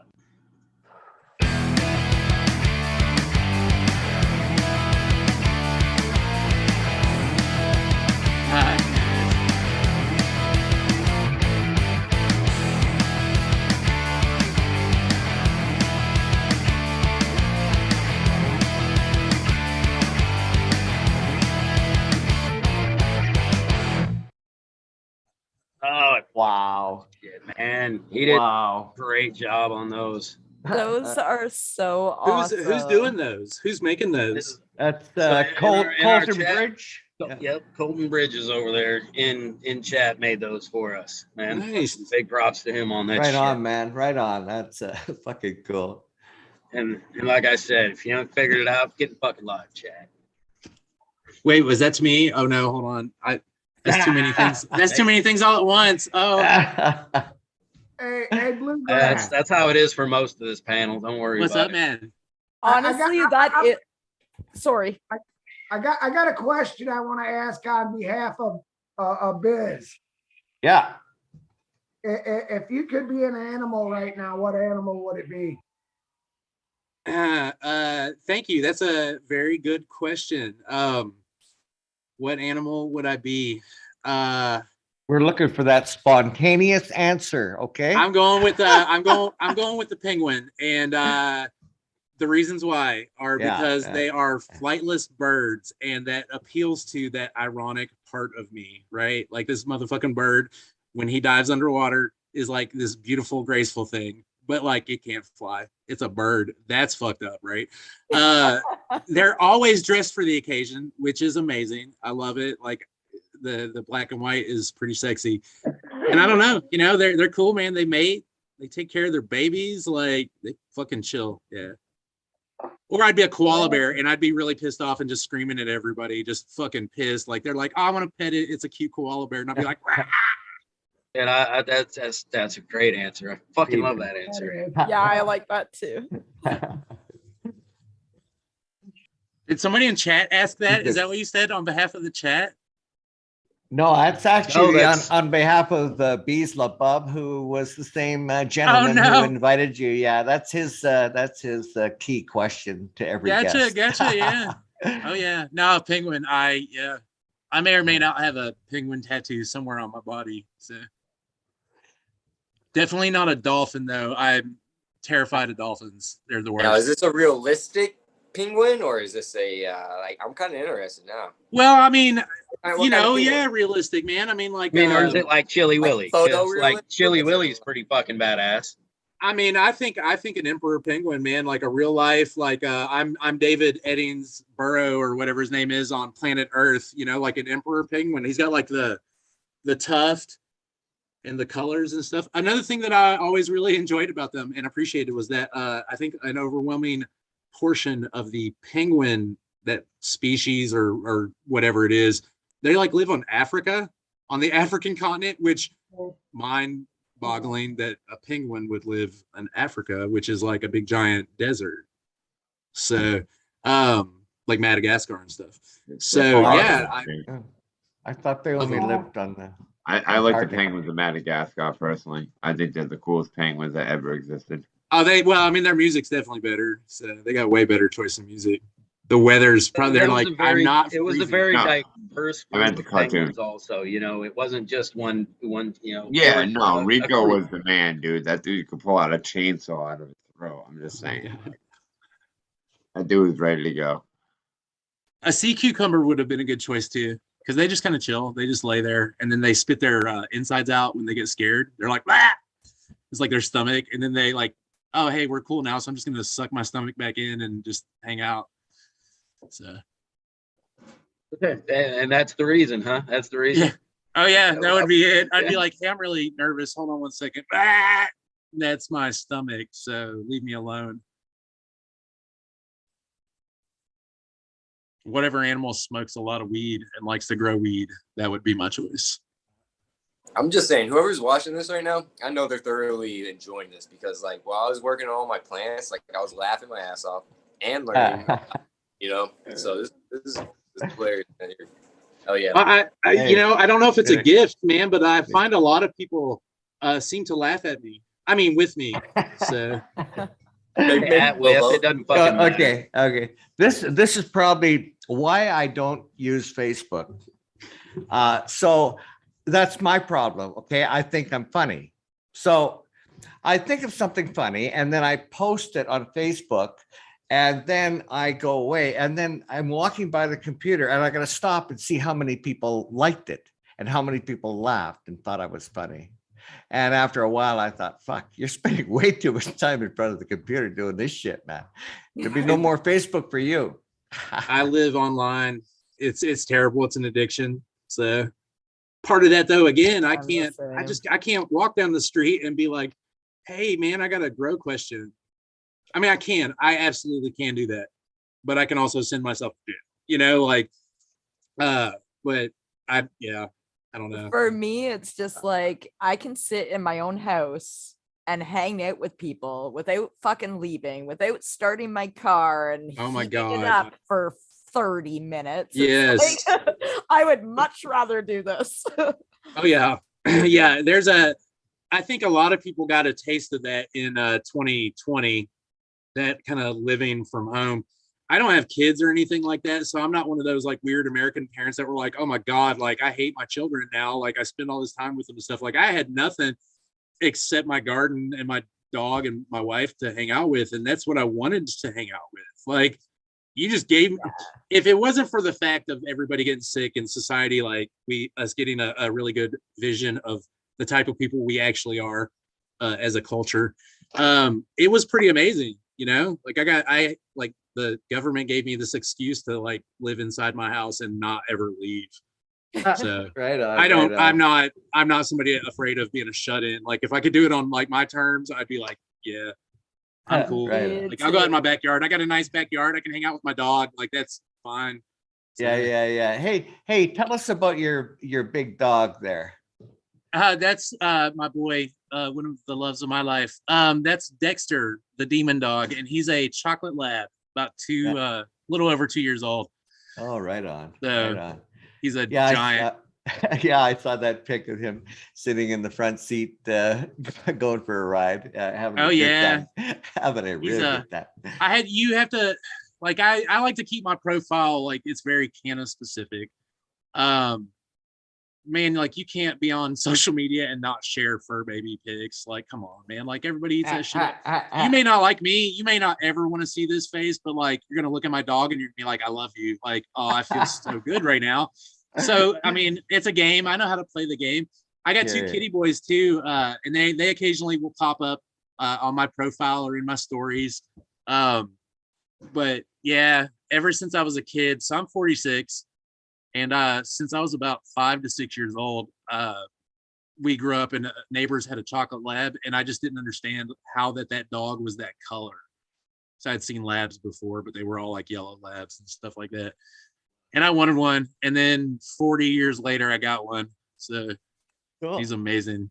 Big 95-pound beast. Just had a big checkup the other day, and the vet was like, we don't see a lot of labs that look like they should be 95 pounds, but he's got like 1% body fat on him. Like there's no chub or anything like that. And he's not like swole like a working dog. He's just very sleek. No extra fat on him. He doesn't slobber much. No, he does. Yeah. Just on a video or a picture, I always try to clean it up. So, but he'll get that stupid Labrador look, which is that just amazingly dog look where you're like, man, you are like the dumbest thing I've ever seen in my life. But like, as dumb as you are, I love you that much. So it's just, and he'll drooling and he does that. He slings like slobber everywhere. So, I mean, he's like living with a big dog because he's a big dog. So I know a couple of the other growers I follow, like they've been posting up some videos, and a couple of people have Newfies, and that's a big ass dog right there. Yeah. Like I guess we call them Newfoundlands, but I don't guess that that's really how it's pronounced. But I think My so. boss has a blue Corso, and Yeah. that thing is massive. That's Like, a giant dog. I Like a cane babysat corso? him. Yeah, it's like that, but it's they call it blue because it's like this gray color. Oh my God, yeah. Yeah, he's beautiful. So I got to babysit him a few times when my boss was going out of town. And he's like the biggest suck, but he's so strong. Like at the time he wasn't even a year, like he was like 6 months or something. And I played tug of war with this dog for like literally 3 hours and he still wasn't tired. And I'm Oh like, yeah, right. Like I can go all night long. yeah, I'm like, Yeah, I'm dude. done, man. Like that was like a week's worth of workouts. Oh yeah. I have to warn people that my dog, that Dexter, like he has no aggression in his body, but like a bump feels like a car wreck. It's Totally. I mean, it's weird. One of my best friends has a pit bull, whatever, the terrier, little pit bull terrier. Yeah. And I used to go over there before I ever had my own dog, and it was the biggest dog in my life. I was just like, oh my God, this thing is so, I mean, I wasn't scared like that it was a pit bull. It was just this big 50, 55-pound dog. Yeah. And then got mine, and like even as a puppy, before he hit a year old, he was like 75 pounds. And it was just this crazy, like, holy crap, I can't believe that like you're that big, you're that solid. Yeah. The weird bumps, and you'd be like, I'd fall over, like, oh, my old man hips, oh my God, please, like, yeah, you have to be prepared for them coming to yeah, see you. you just bumped Timmy down into the well, like, now go rescue me, like, oh my God, the freaking animal. So that's too but funny. yeah, that's my fur baby love. So For sure. Good We stuff. love animals. Good stuff. What else was I wanted to ask you, talk about jumping around. I noticed you use a lot of fabric pots when you grow. Is there a reason when you favor those over others? well, so I mean, I guess the theory with fabric pots is that it allows for air pruning of the roots once they've hit like the edge of the pot and stuff like that, so you can kind of potentially avoid root bound plants and those sorts of issues. But yeah, it allows a bit better of an airflow into the medium. Of course, airflow is going to be good in this instance. I like to bottom feed my plants. And I know you had said something about like I water at the top. I mean, I start all my plants watering at the top, and then I train them into bottom feeds and transition to bottom feeds. Because again, I find that to be the easiest way to like fully water your plant. So the bottom feeds works really well with the fabric pots. And I just seem to get like really, really good results. And especially the, what do you call it? The root ball or the root mass. Yeah. Whatever you call it. I seem to get better results out of that. Another pot that I will use though, with some semi-regularity, they are called root makers here in America, but they're kind of like a bit cheaper knockoff of the air pots that are like really popular like in the UK and stuff like that, which is a plastic pot with all those weird holes. I Dimples or saw something. those the other day. Yeah, well, so those are really good pots. I don't have any of the air pots. I have the American version. Again, they're called root makers. But yeah, so they allow for a lot of air into your medium. They allow for like really good, strong, healthy root growth, air pruning. Those are nice because they have all those holes built into the pots. I like to tie down my plants. That's one of the training styles I use the most is tie downs. But just recently I came across, I'm pointing back here like I've got my plants down here. I came across a guy, he's another Canadian who does videos and stuff like that on social media and YouTube. Basement Auto Flowers, if you guys are familiar with that name. I think I've heard of that. Yeah. He does a lot of video stuff as well. But yeah, so he made these and sells these. I've got the 3-gallon version, and it's a 3-gallon fabric pot, and it's got a ring around the top that has grommets put into it so that you're not having to cut holes into the pot yourself. You've actually got like a metal grommet. Very comparable to Rain Science, is another brand that does that same sort of training, like they call it like an LST training bag. It's just got a little grommet for your tie downs. Yeah, and just got really good consistent results with it. They're easy to wash after each use, which is cool too. So you can, you can flip over to the next plant or whatnot. You don't have to go buy a new pot or whatnot. So yeah, I don't know. I like them, but I mean, I use plastic pots as well. And then I've got an auto pot. I got a couple of those, which are, I've got the 3.9 gallon version. So it's a big square kind of tall pot, plastic pot. So I mean, I used all of them. I've done a hydro before. I've done one run on a hydro just to try it out. And I used like just a straight 5-gallon bucket, just food grade paint bucket or whatever. That's I was looking in the chat, and like Spartan was kind of saying, I'm not a fan of those fucking air pots. Never have been. I don't like them, man. I just saw the fungus net makers. Yeah, I was gonna ask you, how do you deal with fucking fungus gnats? Because that's so let me find some wood. That's me knocking on wood. I've only had like 2 pest issues in the 2.5 years I've grown. One was fungus gnats that came in with 2 fucking bags of soil that I bought from the local grow store that sucks balls around here. Because it's not legal, so there's no competition, there's no incentive for these guys being good. It was like I guess it just got wet, and it was, one bag was cocoa and it had freaking fungus gnats in it, which just blew my mind. I was like, I didn't think that they could live in cocoa. They needed soil. The other one was a bag of soil. I don't have a lot of issue with it. I water appropriately. My fucking grow spaces are super dry. I mean, 40% humidity, and I'm like, yay, plants, enjoy. Like, that's as good as it's ever gonna get. 25 is not a super unusual.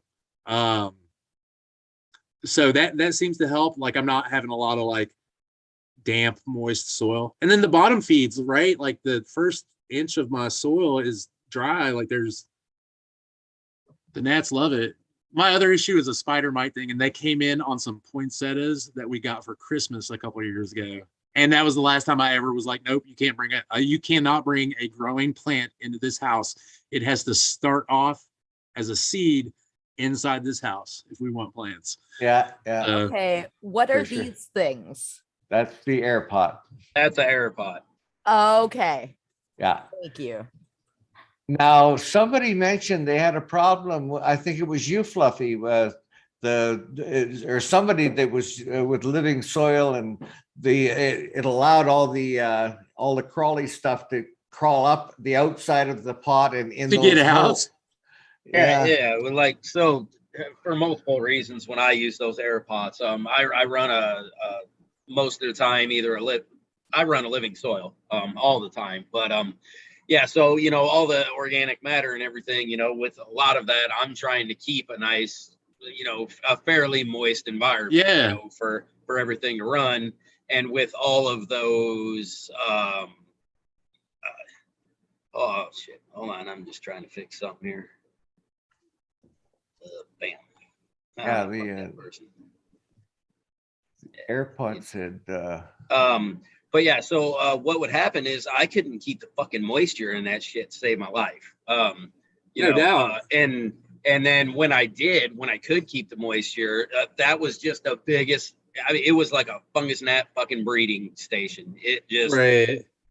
So those air pots for what I did just completely. No, I wouldn't think that. I mean, first off though, like I don't claim any real understanding of a lot of like the organic grow styles and stuff like that. That's not, especially a living organic, that's not intended to be a 3-gallon grow, right? Like it's not enough food. It's not enough food for a freaking autoflower. And like I have grown and chopped autoflowers in 63 days, like 9 weeks, and they were fantastic plants. But like, yeah, like it's not like organic. That's one of the reasons why I do not practice organic growing right now. I don't have that space, a lot of that space you need to do it really well, it seems like. So yeah, no, I mean, it'll totally dry it out. But I find that for me in cocoa, that seems to be an okay thing. I'm just constantly watering the plants. And again, by the time I'm bottom feeding, like that plant's just taking the water it needs. It's not sitting in a bunch of water, hopefully to encourage the gnats. because it's not a thing I've had to deal with a lot, which is amazing. Anytime I've had to though, I use I'm just gonna say di-earth. I can't even pronounce that word. Diacetyl. Yeah. I know on one of the last episodes, somebody else was like, yeah, fuck that word. Like, whatever. I know what it is, but fuck that word. But you know, I mean, I used that for you know, I top dressed with that, which it also has other positive effects on your soil as well, aside from just kind of like killing some bugs and stuff. I used hydrogen peroxide watering, which I know I heard you all mention on here as well. I used that to nuke a lot of the stuff going on underneath the soil, of course. And then just traps.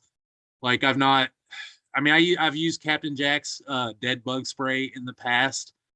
I tried to grow outdoors once, like a patio garden, and then got like really scared and killed it.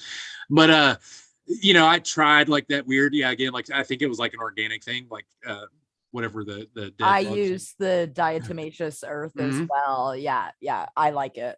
And it was good stuff. And I mean, I've used it in the past too. Like I've top dressed with it. Like I don't ever intend to have to fight off pests.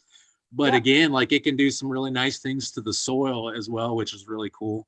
You know, and then it does have that added benefit of helping with pests as well, or at least most of the common pests that we would deal with. So it got rid of the gnats for me, and then I stopped using it and they came back. Oh no. I was like, fuck. That's man, when they get going, like people will ask me, and I'm like, first off, I don't know. I'm really sorry. I don't have a lot of that experience. Thank God. This is one of those, I'm glad I don't have that experience, but like, it's not a joke. If you think you have a serious infestation, like you're not spraying it once and it's fucking okay.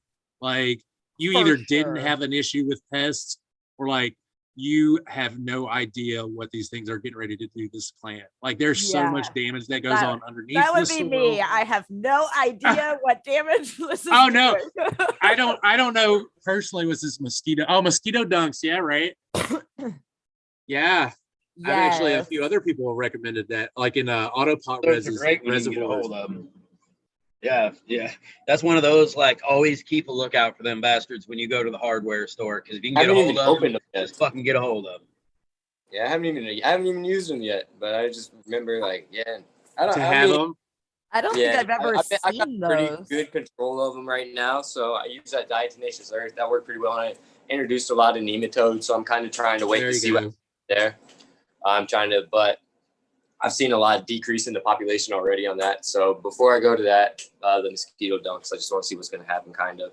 I do need to check my bins though, because like my bins still have probably a lot of eggs and larvae, and it's still, you know what I mean. So that's something. The mosquito dunks, like you crush those up, right, and then add that. You can add it to like your reservoir or like your daily waterings and stuff. Can you not also find an item called mosquito bits, which is basically it's already crushed up? Oh, yeah, sure, what's weird is in Canada you can buy those mosquito dunks, but the mosquito bits are illegal. Not oh shit, no. I mean, how stupid is that? But anyway, that sounds like something we would do in America. Welcome to America. Probably got it from us. Now, right? They were like, "This is fantastic. We're going to take this back up to the free north." So, no, I've been incredibly blessed. If I were though, I say if, I hope it's a win. When I'm able to put this super powerful intellect and spirit into an organic garden, IPM management, or IPM, I guess, is definitely a thing that I will address. And I got to research it more and everything like that. It's right now, I've just been really lucky. And the environment is not super awesome, like for the plants, because like the humidity will just be stupid low or whatnot, but it seems to help me from getting a lot of the weird, stupid issues with some of those bugs, because a lot of the times it'll just be like, we overwater, like the plants don't have enough airflow. Like a lot of new growers, I think, especially like get mold issues. That's a really super common thing. Like it's not the end of the world. You can do things to prevent it, but you know, it is an issue, but I've been lucky in that as well. It's not a thing that I've really had to deal with. Like I've always had more of my struggle has always been like, all right, I need to get another shitty humidifier and cram it into this tent somehow. Try to raise that humidity. All the bugs are like, oh my God, it's the desert. It's like the Sahara in here. So Oh, I didn't realize. I don't know why I assumed that Kentucky was more humid. Is it next? It is. No, it's not next to Florida. It's further north. I mean, yeah, we're a bit north and more towards like the Midwest than Florida. On the map, if I get that treatment, I'll walk you through the location of Kentucky. But it would be my honor. It is humid here, but we are not swampy though. Like Florida is like a big ass swamp, or it's the ocean, you know. So I mean, it's definitely a lot wetter. But I mean, our state bird is the mosquito.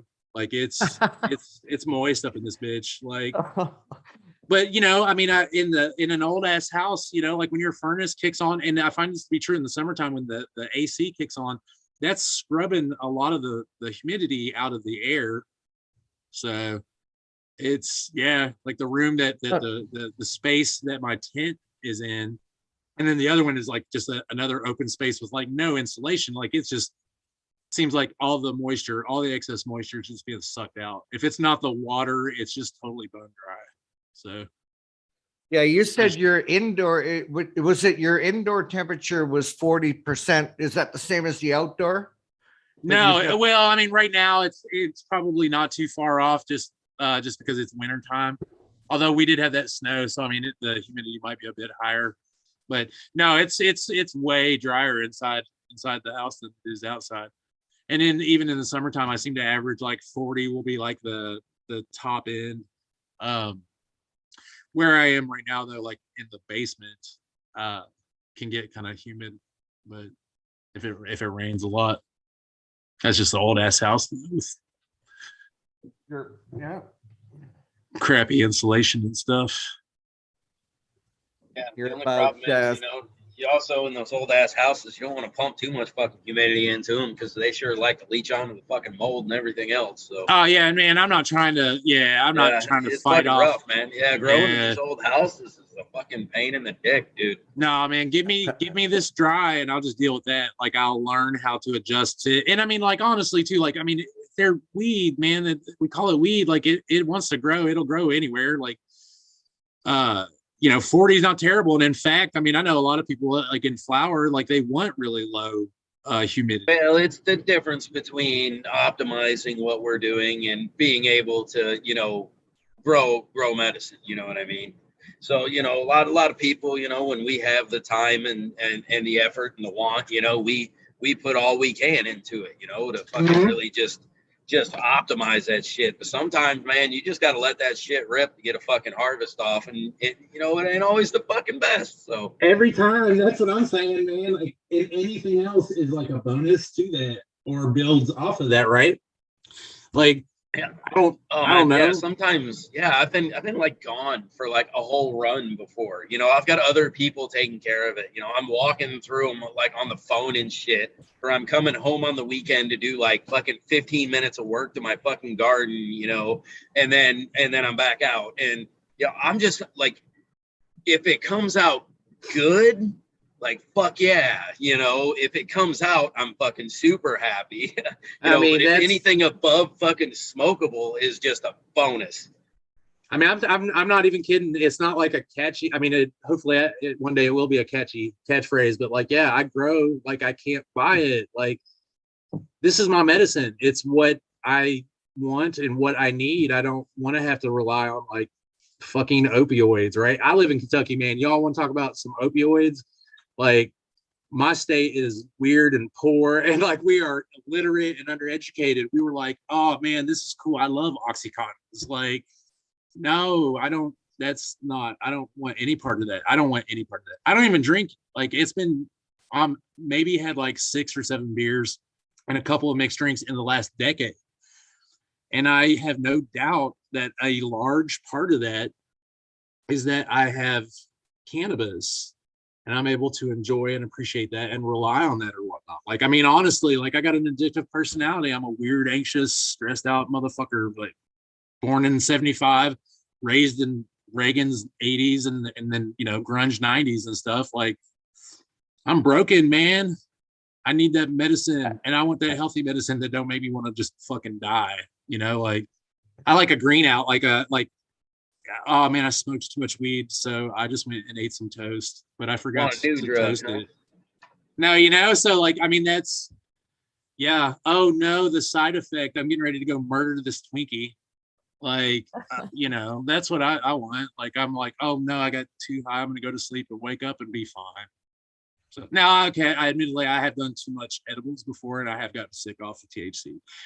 But that was an edible thing. I learned quickly how to dose it, everything like that. But there were a couple of I'm holding on to the planet Earth so I didn't fall off into space. I'm like, I didn't mean to talk shit about you edibles, and then you kicked in. Oh, Have you dabbled in the RS? Yeah. Go ahead. Sorry. That's what I was gonna say. I take RSO every night, and there's been a couple times where I've taken a little too much. Yeah. Oh yeah, tinctures will do that too. Tinctures of, oh man, I've only made it once, and it was such a terrible experience making it. I about killed myself. I inhaled a bunch of warm alcohol vapor, and it sucked all the oxygen out of my lungs, and I got drunk and passed out, and I woke up 4 minutes later, one room away from my kitchen. It was this. Oh my I was like, God. no. I was like, I won't do it again. Feeling, is it? Oh no, it was not. It was not usually cooking off the alcohol, and I'm such a yeah. It was like I felt like I'm looking for somebody with a freaking rag and some ether. I'm like, what just happened to me? Like, let me check my bottom. Nothing. Like, okay, cool. Like, what just happened to me? And yeah, I mean, I was the dumbass. Like, I was using a magic butter machine and making a tincture. Didn't think anything about it. Popped the lid off and took a deep breath. And was just like, oh, whoa. I use a rice cooker, dude, and it just comes out, and I'll be over it, checking shit, tasting it, making sure the alcohol's out. By the end of it, I'm like, wait, I don't. What's going on? I need somebody else's. Both of you are probably getting me in me trouble right now. God damn it. Like, how did I just get drunk? I thought this was like a weed tincture. What just happened? I knew how I got drunk. I was hanging out around the bowl too fucking long while alcohol vapors or grain alcohol vapors are coming off it. When my brain woke back up, I quickly put two and two together. I was like, what is the last thing I actually remember? And I was like, I was staring into this metal chamber while 190-degree alcohol vapor was smashing my face. And then I'm like, oh, you know what happens, baked. Like, yeah. So I was suffocating and getting really drunk really fast. Like, it was, and that's, and then I tried the tincture because I'm like, man, I just suffered for it. Like, I suffered for my art. I'm going to try the tincture, and it just destroyed me. I mean, like, I'm in my backyard, like spinning and puking everywhere. Like, oh, it was too much. And it tasted like raw hamburger that was somehow on fire. How much did you take, out of curiosity? What's that? How much did you actually take? Oh man, so I mean, I put in probably about 2 ounces of flour, and it was like I used a blackberry schnapp, so it's probably like 80 proof. I did a full 10 mil dropper. I didn't know. I was just like, I'm a big dude. I'm like 225, 235 pounds at the time. I'm like, whoa. That was not a good move. I say a 10 mil dropper. Yeah, just straight 10 mils. Shit. Like, no, and like, I think probably 2 to 3. I think realistically 2 to 3 would have been a definitely more of a medicinal type of effect. Yeah. 5 would have been fine for a heavy smoker, though, if you were trying to get a buzz off of it. I'm just like, I'm gonna take a fucking shot. I don't know what I'm doing. I quickly learned. I actually had a buddy. And they were sick. They were sick as a dog. I didn't understand. I watched Johnny down there do, I don't even know, like 8-9 fucking milliliters in one move. I think RSO, I think I can see that happening too, man. Like, good RSO, like, you just don't have any idea. And as a heavy smoker, right, like, I would see somebody say, like, hey man, start with your half a grain of rice, I guess, is like that kind of like, a common tip. And I'm like, bro, I smoke every day. My middle name is fucking Cheech and Chong over in this bitch. Like, Snoop Dogg ain't got nothing on me. And so I'm like, I'm gonna eat a whole box full of rice pieces. No, God, no. And then I'm over here like going, am I going to be the first person that actually dies off of THC? Please don't be that person. Please don't be that person. I mean, I didn't, of course, or maybe I did. And this is the weirdest afterlife ever. But like, you know, it was definitely, that was the first time I ever heard the word titration, I guess, titrate to like test on yourself. So I was just like, yeah, I'm going to test all these tinctures out. This is like old timey medicine, right? I don't think that this is what they were doing, but I don't know. Some of those old timey medicines though had the opium and morphine and stuff in it too. So they're like real Coke, the Coca-Cola. I was laughing. I made a real high test tincture and I sent it home with a friend. You know, I was having some fucking issues and shit. And these were literally, you know, like 1 to 2 mils was, you know, your dose, right?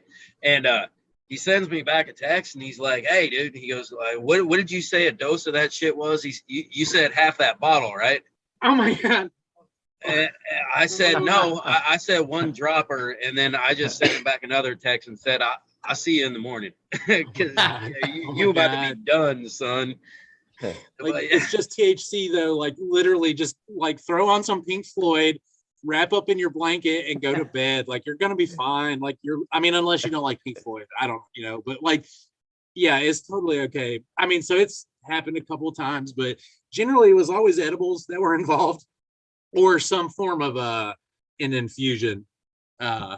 In my experience anyway. Like I've been fine smoking it. I mean, I've coughed my lungs out and stuff like that before or whatnot, but I mean, yeah, no, the only time I've ever wrestled with it and I felt like I lost and I was ready to just like throw in the towel, but I was too stoned to. It was always either a tincture or some edibles in the early days.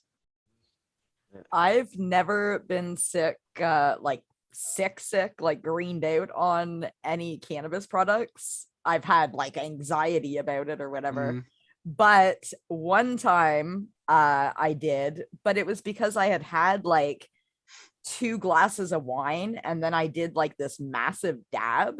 And I don't normally drink either. So like I was already buzzed off the wine and that dab, I just, a friend was over. It was so embarrassing. I'm like, I'm gonna throw up, and I just like ran, and then I'm like, okay, I'm going to bed. They call me Earl.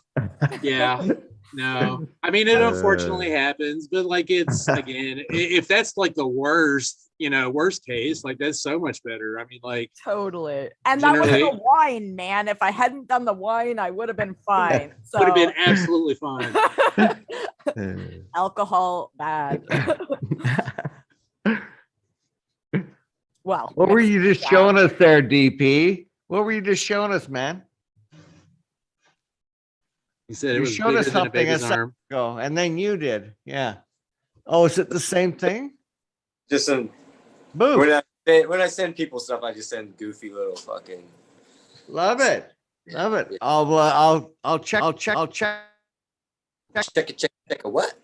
Oh yeah, that was some drum and bass. Rick just turned into a fucking 90s DJ. Wild. Wait for a beat to drop real quick. Oh yeah. Fucking chicks twerking in the background, smoke machine happening and shit. He's got fucking late show. How you doing? We have another surprise. Rick decided to learn how to rap. He just had a matrix moment. Okay, is this thing on? He glitched. Oh shoot. I have that effect. I'm I can't believe my whole computer. I don't have YouTube up either, so I can't look at chat. And I'm afraid if I hit something here, it'll all blow up. So I've missed all of the chat, which I'm so sad about. I tried to drag some people into chat from Instagram.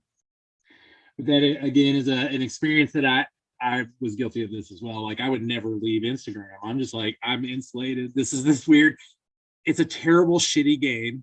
And it is like all the weird stuff that they have against cannabis, but like they're gonna let like the dude's like, hey man, I got guns and fucking pills in my pictures and on my profile page and stuff like that. But you know, like I'm gonna talk about growing like this natural medicine and then I'm gonna get They'll banned. like sponsor one of those pages. It'll be like sponsored by Instagram. Have, like, no, you know. shit on there. I'm like, what the fuck? Didn't you just take down my poster? Like something, nothing even near as bad. No, yeah, I've even had that happen too. Like I've had a couple of my dog pictures get like deleted because they were like they didn't uphold the community standards. Which first off, Instagram, I don't know if you've seen our community, but like we got no standards, like whatever.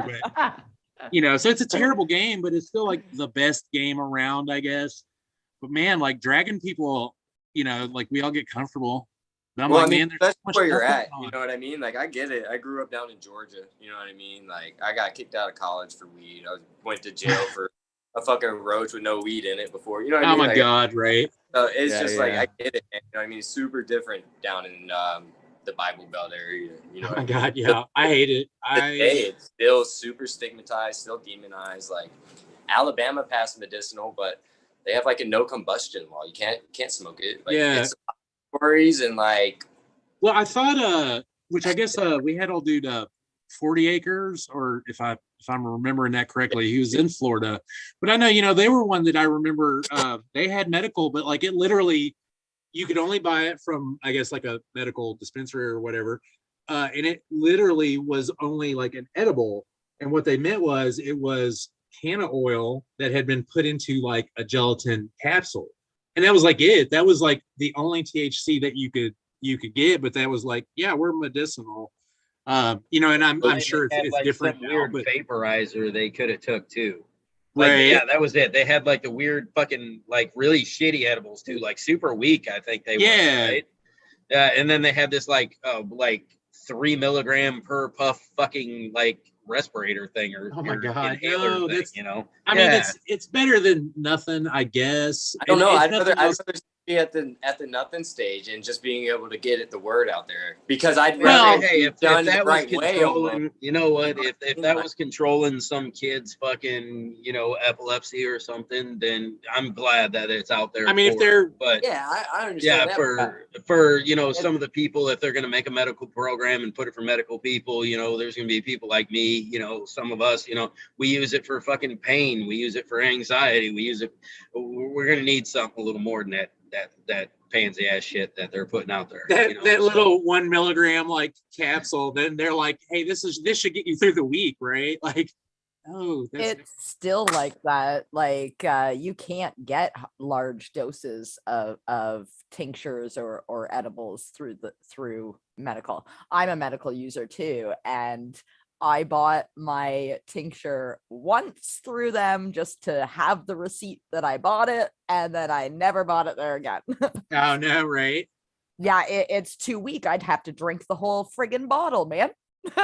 You know, so in the States, I mean, it's already happened. It happened in vape as well. Like kids get a hold of it, you know, they think it's cooler than I do. Like it's cool to Timmy, who's 16 and hangs out with the 16-year-olds.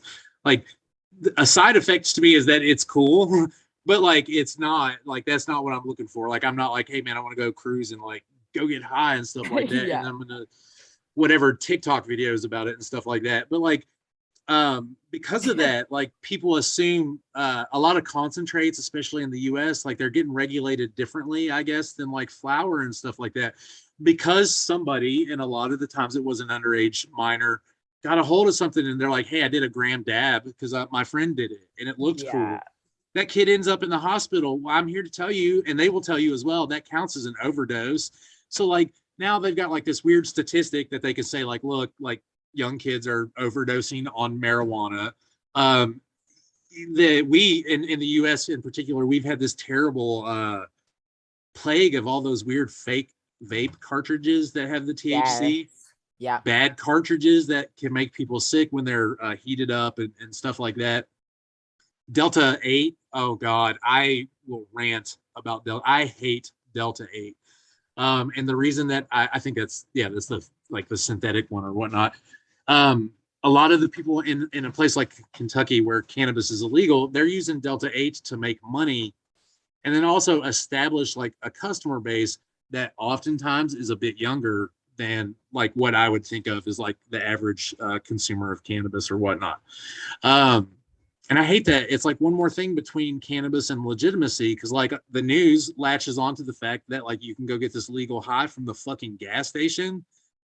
That's never gonna push cannabis forward as like this legitimately used and needed thing. And then even too, like, I mean, Oh, I I live in agree. Kentucky, like hemp is huge here.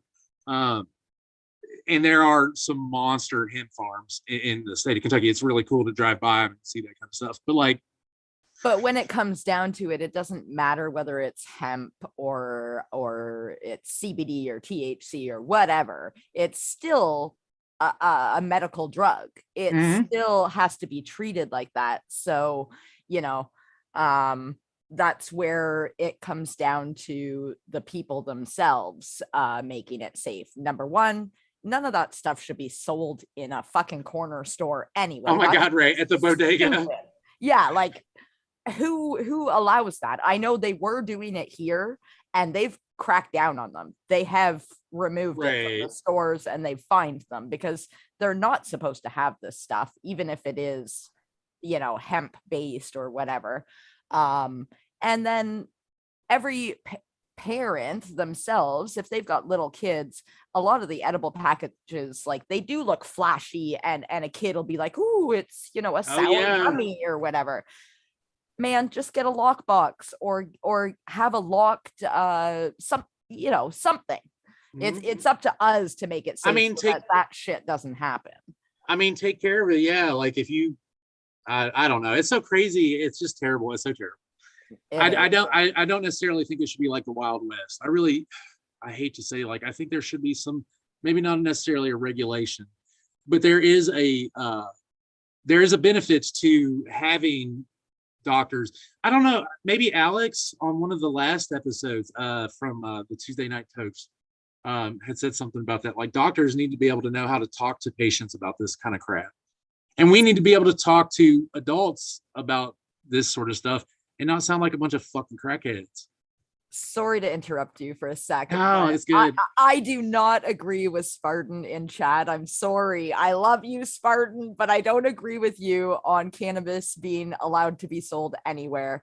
It might be because I'm Canadian. Like we can't just go into a corner store and buy alcohol either. So maybe I like to that's know where it comes why. from. You can go pick up like 900 billion other substances that you can kill yourself with at any other place. Bleach and like a million other things that can be commonly mistaken as anything else. And like there's no other reason like why not? If it's like you said, it's up to us, right? Now, Yeah, but I still think people there should be do what a they need to do, designated and does it need to be a spot. clean product for somebody to use? Like, yes. Now, does it need to be something that somebody needs an ID to get? Yes. Does it need to be in the middle of a candy aisle? No, absolutely not. You know what I mean? But like, it's no different than, I mean, a billion, trillion, everything. I mean, I'd kill myself with water. You know what I mean? Like, I know, Oh my but God, that's No, that's DP where we learn from the past mistakes we've made. We sell cigarettes everywhere. Kids get a fucking hold of them, man. Like if you are selling stuff in a place where you have if you look to at the be statistics, of like age to get nicotine into use there, gone way then down the in chances marijuana. of people overdosing off those fucking things are gonna go down. That's Yeah, just but a given, man.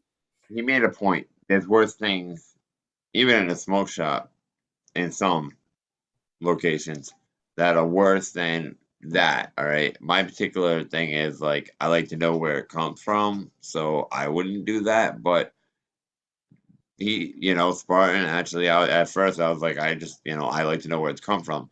But DP made a good point. You know what I'm saying? Why not? You know what I'm saying? Okay, here's another point. They start allowing it sold in the corner stores and everywhere else. No, I said controlling- smoke shop. No. I'm saying who's controlling that? It's not us. It's the fucking government. So we don't want that anyway. That's where it's going to head anyway. Once it goes legal anyway, you're already lost control of it once it goes legal anyway. So maybe that's how it's going to happen. You do to a point, but if you can buy it at every No, fucking there's no store to it. I mean, there's not really to a point. I mean, look at Canada. They have controlled. They took it legal and they've kept it for them damn selves, and it sucks. So legal cannabis is shit in Canada from everybody's perspective. I mean, it's that I've talked to up there, and It's that's all because about choice.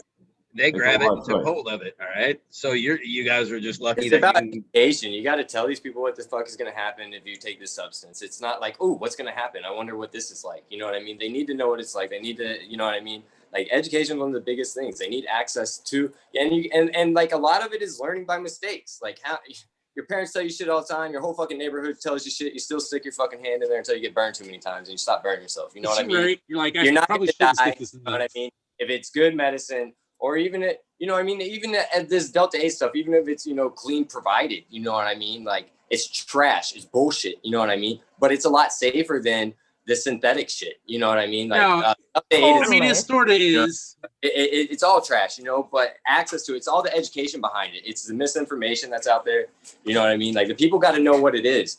And then they can have an educated decision whether they're going to do it. Now, do there need to be barricades for somebody that can't make that decision for it to happen? Like, yeah, you know what I mean? And that comes down to whoever's, you know, presenting it. But I mean, the shit's going to be everywhere. And the more you need some regulation, you know what I mean? So you don't have a bunch of poison out there because people are going to do whatever they can to make a bottom dollar. A quick buck, yeah. And I mean, that's there won't be the Delta 8 because it's not regulated. The federal government's like, we got too much shit on our hands right now. We're just gonna see what happens. Nobody's dying or anything. We're gonna turn it loose to the states. Yeah, now they got the HHC and all this other shit that's synthetic. That's more like K2 and spice and shit. You know what I mean? Oh my God, spice, dude. You know, like there needs to be education behind it because these people come in, they see something else, they're like, oh, this is gonna get me more high. They don't care about anything else. You know what I mean? And or they think that like I can go get it at a bodega without. I mean, where I work hard without having a prescription. You know what I mean? I work at a head shop and like we have a lot of that shit. And I've been learning so much about it. You know what I mean? And so the distributors that come in, I'm able to ask them questions. I'm able to, you know what I mean? Find out what I have because I want to know if somebody's going to buy it. I don't want to give somebody something I don't know anything about. You know what I mean? Oh yeah. I mean, provide good information. I mean, we should I don't necessarily disagree with Spartan. I mean, if you can sell a cigarette or you can sell alcohol somewhere, sell fucking weed. Like, I don't have kids. I'm sorry, I disagree. Yeah, I disagree. Well, on I mean, that so one. part I of don't that, think though- it should be sold at corner stores. That's ridiculous. But I would agree with him though. We live in a country where I can go and I mean like tell me at corner stores, man. Come on. Yeah. Let me just ask you this Motherfuckers one here. doing stupid stuff. You bought that buy cigarette heroin and right there crack at the right outside corners. the corner. I Hey, bought the yeah, cigarette. it's going back to the I knew corner this store. was They gonna want come. the good stuff. Did they give you any education or warning before you bought that motherfucker? No, but besides that's the little my warning on the point. side of the I pack? was buying cigarettes at the corner store when I was 14 years old, and that's gonna happen if person you're selling- selling so cannabis That's in the a problem. corner The store. person selling it to you is the Yeah, problem. Totally, that's it basic. totally is, but that will happen. You have to be stupid to think that But it it'll won't. also not happen statistically. It also will not happen. I'm not saying that it's gonna happen all the time, but I'm just saying I feel personally. Here comes again education, choice, and whether or not you want a better medication or you want to get it from the wherever the fuck I think off quite a few I locations. tell people all the you time, go to guys- Michigan. I'm like, we're close enough, you guys. You know, stop over fucking paying here in Illinois. You know what I mean? Just go over to Michigan. No, my God. totally. And I don't disagree with all of it. Like if they did it the right way, but I just feel like if we start allowing it to be sold in all these places, that's just giving the government more opportunity to sell this stuff. That's not helping us or anybody else. It's only helping them. I mean, it's already happening though. Like It's I mean, they're happening already controlling it. I think that No, I think the they're education not you here. gotta Here they're not. well, but I mean, I don't live in Canada. I live in I America. think, yeah. I live in this country where they're that like, hey man, like you're a kid and you can buy alcohol or you can go buy a fucking pack of cigarettes. And on that pack of cigarettes, by law, they have to tell you that now this kills you. This gives you cancer. Like 20 years ago, it was like smoking is bad for you. But now, like, I mean, but you can still do it. Like weed doesn't kill Cannabis you. has all those warnings But then you too, go right? as early as, you said 20 years ago, they just said it's bad for you, but then go another 10 years back from that, you could have doctor recommended cigarettes. So Oh, yeah, yeah. this Oh, is yeah. Maybe vitamin. smoking a my, cigarette my while giving you doctor a fucking smoked physical, right? rules back in the day. All right. You You could could No, smoke madman cigarettes up in while here. eating No. eating dinner. You know. All of it. So You're I mean, correct. Yeah, yeah, totally. Aleister Crowley said a long time ago, "And harm ye none, do as thou wilt shall be the whole of the law." Oh. Cannabis, I think, falls into this, right? Like, I'm not harming anybody. I think that cannabis can be used responsibly and everything like that. I think, though, it's about education. And that's a scary thing to people. Like, a lot of people don't want to learn. They want to wait for somebody else to tell them or make that decision or whatnot. And then they have a scapegoat for the consequences. But yeah, you empower people, right? Like you said, like, you know, when I was younger, I knew that I could go to the store and buy cigarettes. Well, maybe like if your parents had talked to you about it, like you might not have thought to yourself, I'm going to go because it's cool to go buy cigarettes, or my friends smoke cigarettes, whatnot. Like, give people education. And if they make a bad decision, try to help them make a good one or whatnot. But I mean, it is up to them. I'd rather have the option. I don't disagree with that at all. Sell that shit everywhere. Like, if you're, but I would also, flip side, I'm not going to buy it because I fucking grow my own. So maybe it should be Yeah. on us, It's Well, more okay. than that just next it's person to grow more their than own. just kids getting a hold of it. It's the fact that like I just said a minute ago, why would we want to let them put it out there even further? Crappy medicine that isn't good, that, you know. Well, doctors I prescribe the think in worst the medicine. reality of, I think in the reality of the situation, if we want everybody to be able to have access to it, Yeah. there you go. So Yeah. it doesn't matter. It doesn't matter if they get it. We also get it. If we want Yeah. everybody to have access, they're going to get it because they're the ones who are allowing the fucking access. So they're going to be like, okay, so you get this little minuscule fucking spot over here, and then we get all this over here. And we have to pretty much allow that because that's really the system that we're fucking in. So Yeah, if you're you want right. access for No. everybody to have it, they're going to fucking get it. And that's all there is. Everybody's learning. Like in Canada, y'all have had it established a little bit longer. So Yeah. like people can go places to get stuff that they know what they're getting. You know what I mean? They don't have to go to court, True. shit like that. You know what I mean? Like that shit's available. But like so many places, like even here in Illinois where it's recreationally legal, people still don't know that. You know what I mean? Like Yeah. they just there's just so much that people don't know. It's all so new in so many places, and in places it's still illegal. You know what I mean? Yeah, So it's that could be the once difference. you get an established fucking system down, it'll be a lot easier. But here, I mean, we still have a federal government that won't recognize it medically beneficial, but yet we have over half the states that approve it as medicinally 37, I So, think. Yeah. like, come on, Yeah. guys. Like, we're so far past over half of the country has gone like medicinally legal now. Like, it's insane. And even from just like the amount of money involved, it's inane that the government hasn't jumped on it for just that reason I right mean, there. the money aspect now. I think they're more worried about what are they going to do with all these people in prison for life, and Oh yeah, no shit, right? There's so many other backlashes that are going to come. Oh from my this. God. You know what Yeah. I mean? Like, if I was in prison for fucking weed right now, like I'd be hot. I'd be stabbing everybody. Yes. Okay, so this was exactly what I was just gonna say. To begin the whole thing is what Thunder Dan just said. We never should have actually legalized it. We should have just decriminalized it, because Light regulation. That's what we was did. the ruin of, We decriminalized. But What's that? decriminalizing is giving a open trade to another organization, because you got to lift the ban off of it and the deschedulization. That's the biggest problem, is it being a Schedule I drug. You can't get a bank to do anything, and they keep on saying they're going to do this or that, and then they go back on it. You know what I mean? Like, it's just the Safe Banking Act or whatever. I guess that's always been a big hang up, I guess, is just that they're not letting banks insure the fucking money. Can't, because that's money laundering under the federal government statutes. You know what I mean? Yeah. Like you would literally be laundering your money. You know what That's I so mean? fucked By up. and it's crazy. And now they're just seeing like, oh shit, man, we really fucked up. What, like, how can the we amount fix of money? this? Yeah, they're like, what? And so they're just slowly integrating it in there. You know, it's like gentrification of neighborhoods. It's just slowly coming in, and and they're doing it their way, but they do it by putting these things in the laws that people don't see. They just see this and they go and vote for it, but they haven't read anything.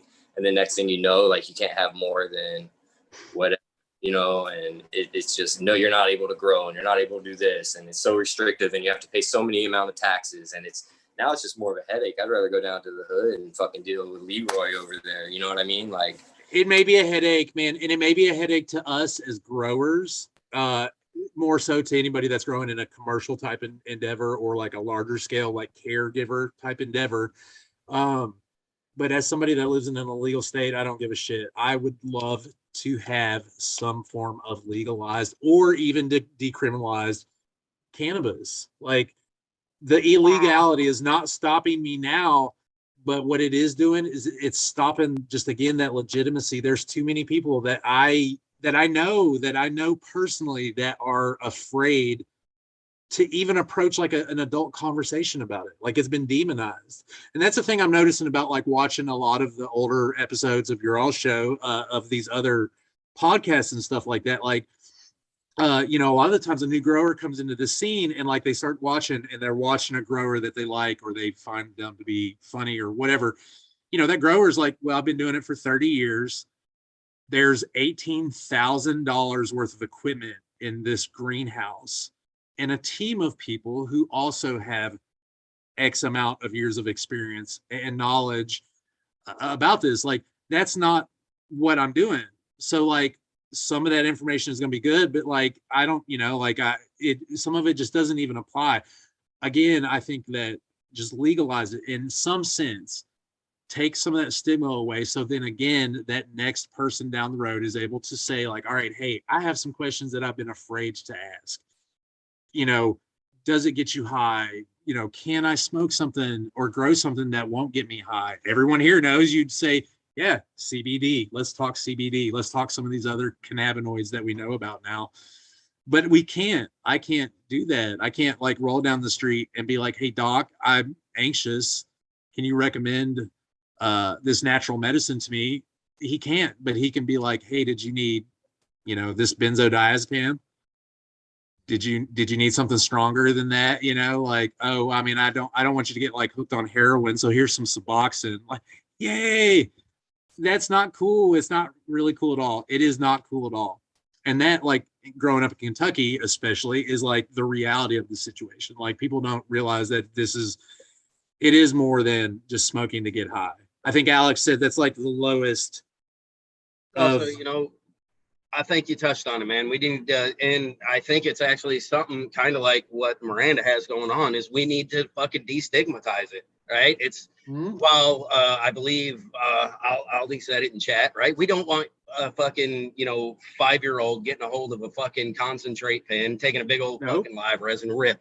We can all agree that's fucking terrible. Yeah, that's awful. Yeah. You know what it's not going to do? It's not going to kill the fucking kid. You know what? So the stigma that, oh, we should keep this away because of whatever reason, we gotta get rid of that shit because it ain't gonna fuck kill nobody. Right? It's not gonna harm anybody. I agree. You know, and it's our job as the adults to fucking monitor our shit. All right. And that's the thing that all of this comes down to is, right, I'll keep a hold of my own over here. I'll take care of it. I don't need them over here telling me the fucking regulations. All right. Exactly. So, you know, then that's the thing. When we get to talking with people, I don't know how many people I've talked with. I'm open, right? I'm going to sit in the middle of anywhere and everywhere. I don't care who's around. If you want to have a conversation about cannabis, it's going to be a loud, proud fucking conversation. Oh my God, I wish. And you'll see them motherfuckers like, you know, in places, you know, like they're hunching over and whispering and fucking doing all this shit. I'm like, no, what the fuck are you whispering about? No, that would be me. I'd be like, yeah, I'm like, no, man, like, let me tell you how to use it. Yeah, let me tell you what's up. Hey, I just fucking gave you. Yeah, fuck that. So yeah, that's the thing. It is the, you know, getting rid of that stigma, opening it up and normalizing it. That is the biggest thing that we need to start doing, and that's kind of what our shows, and we want to get the community. You touched it earlier. We get people like you in. We want you to tell your story. We want to know all fucking about you, and we want to see I appreciate the that. hassles and shit that you go through. Because we don't do that anymore. And it's about fucking keeping the whole fucking thing real, and like you said, destigmatizing this shit. Just because you're in a red state and they fucking hate it all does not mean you're a fucking bad person. Exactly. No, it's and it's these shows that are going to do that, not selling it at a corner store. That's my no. I wouldn't argue that at all. But again, I'm with them. Like when you take away, like you create conflict. And in this instance, like if you take away that open access, you create conflict where there's somebody who wants and they can't get it, or somebody that probably shouldn't have it is gonna find it. But they have access. No, well, so it's not in corner stores. No, but you know what I'm saying? I think if you educate, I think that's the most important thing. Don't restrict it. Educate. Totally agree. Let somebody else, make that decision or whatnot. Because again, I don't know. We lived in such a weird, fucked up, twisted world anyway. Like, I'd rather see weed sold in the fucking schools, in the book clubs, in middle schools, than the way it is now. Like, as fucked up as that is. Also, though, too, I don't have kids, so like I'm not worried about like the next generation. But like, I think it would be better to have the option than not have it. And then I think that you give yourself a better option to start educating the people that really need some of this education. So I really want to say something. You guys got to stop comparing the cigarettes being sold in a store, because I am a cigarette smoker, but these are not medicinal at fucking all. These are bad for you, man. Bad for you. Well, no, so why is it okay to sell that? Why is it a store, but a medicinal thing can't? No, yeah, I get that, but what I'm saying is I don't think these should be sold at stores either. Why don't we have strictly government stores to sell these, like we do with alcohol? We don't get that. We don't have that shit. That's not an American thing, right? So there's a culture gap. That's what I'm saying. There is a gap, because that's a huge culture gap. Because like here in America, like in theory, you got to be 21, right, to go buy beer. But like whatever, it's not. It's not. Like we have designated liquor stores. That's not a thing. Go into a corner store and buy a case of beer here, right? No, we have fucking drive-through liquor stores. We're like. My state is the same as yours. It's a liquor store where you buy, liquor and beer. You can't go to a gas station and get any type of alcohol beverage. Okay, but there are a lot of places in the States where you can just go. That doesn't mean there isn't a liquor store every 2 blocks. Okay, I don't know how it works there. In between the Tim Hortons / Starbucks. In between the convenience store is a liquor store, convenience store, liquor store. Yeah. So you guys sell alcohol in liquor stores and in corner stores. You can buy buy that shit everywhere. It's fucking crazy. It's so crazy. Now, I do think dry counties too. It's crazy. Like we have like a Sunday laws. We try to find some weird random guy in a mountain to make it for us. Are you kidding? Oh my God. That's the best way. So I get it. Like, I understand if I lived where you lived, I would probably be on the same page, because if they sell everything everywhere anyway, why are you eliminating cannabis? You're eliminating the most positive. Totally get that.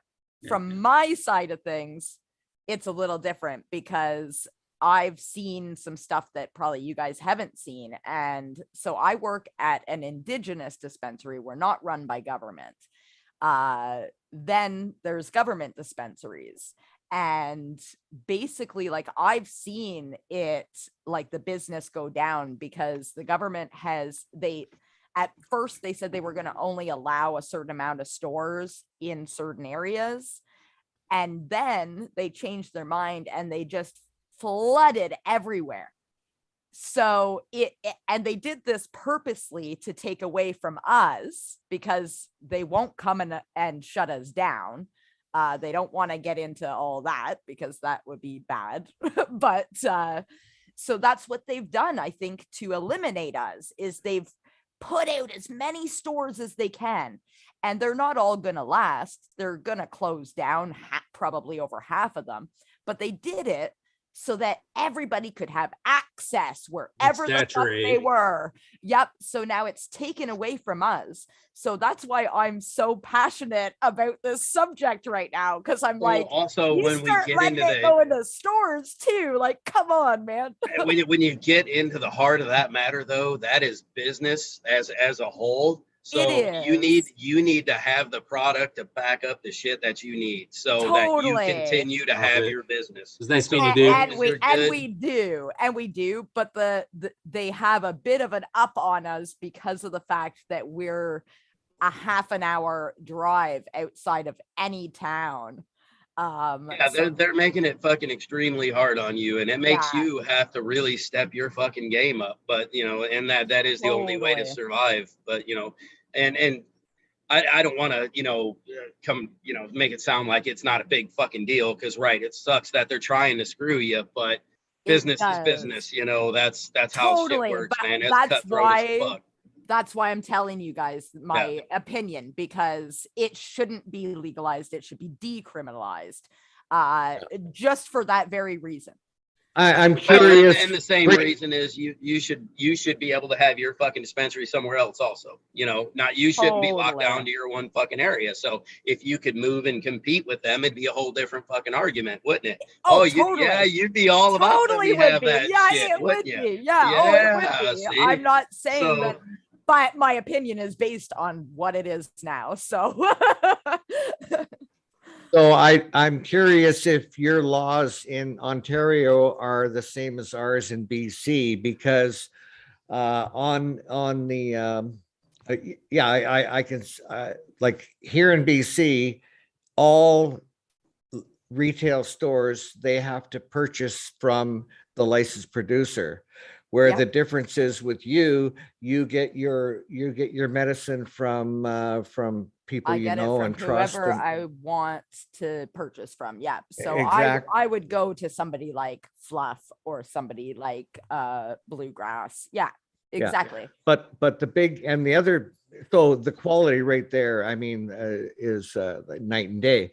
But the other big thing, again, if the law is the same in BC, is it like in BC, a retail store is not allowed to refer to themselves as a dispensary or any sort of healing place. And they by no means are allowed to, like if somebody comes in and says, yeah, I need something to help me sleep. What do you recommend? Well, they can't recommend anything. Like the government ones, you mean? Yeah. In BC. Oh, okay. So they can point you in the right direction here for sure. Yeah. So no, they can. Okay, because that's a big difference between there's different laws across each province. So like my friend lives in I forget which province. They're not allowed to grow at home at all.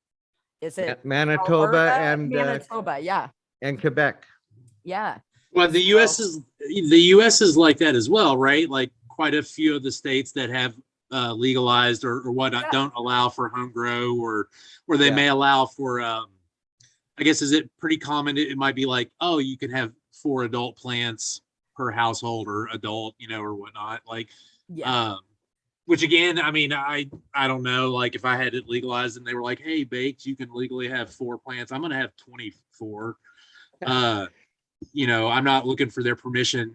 In that instance, I just like, it's almost like a blessing again, but it's a huge culture thing. Like people that grew up on the West Coast, it was a lot different. Even when it was illegal and they were outlaws in California and stuff like that, like you grew up around it and it was not a thing. Like you didn't have to like necessarily hide the communication about it or whatnot. And then, I mean, they were one of the earliest states, I guess, to adopt it as a or to legalize it.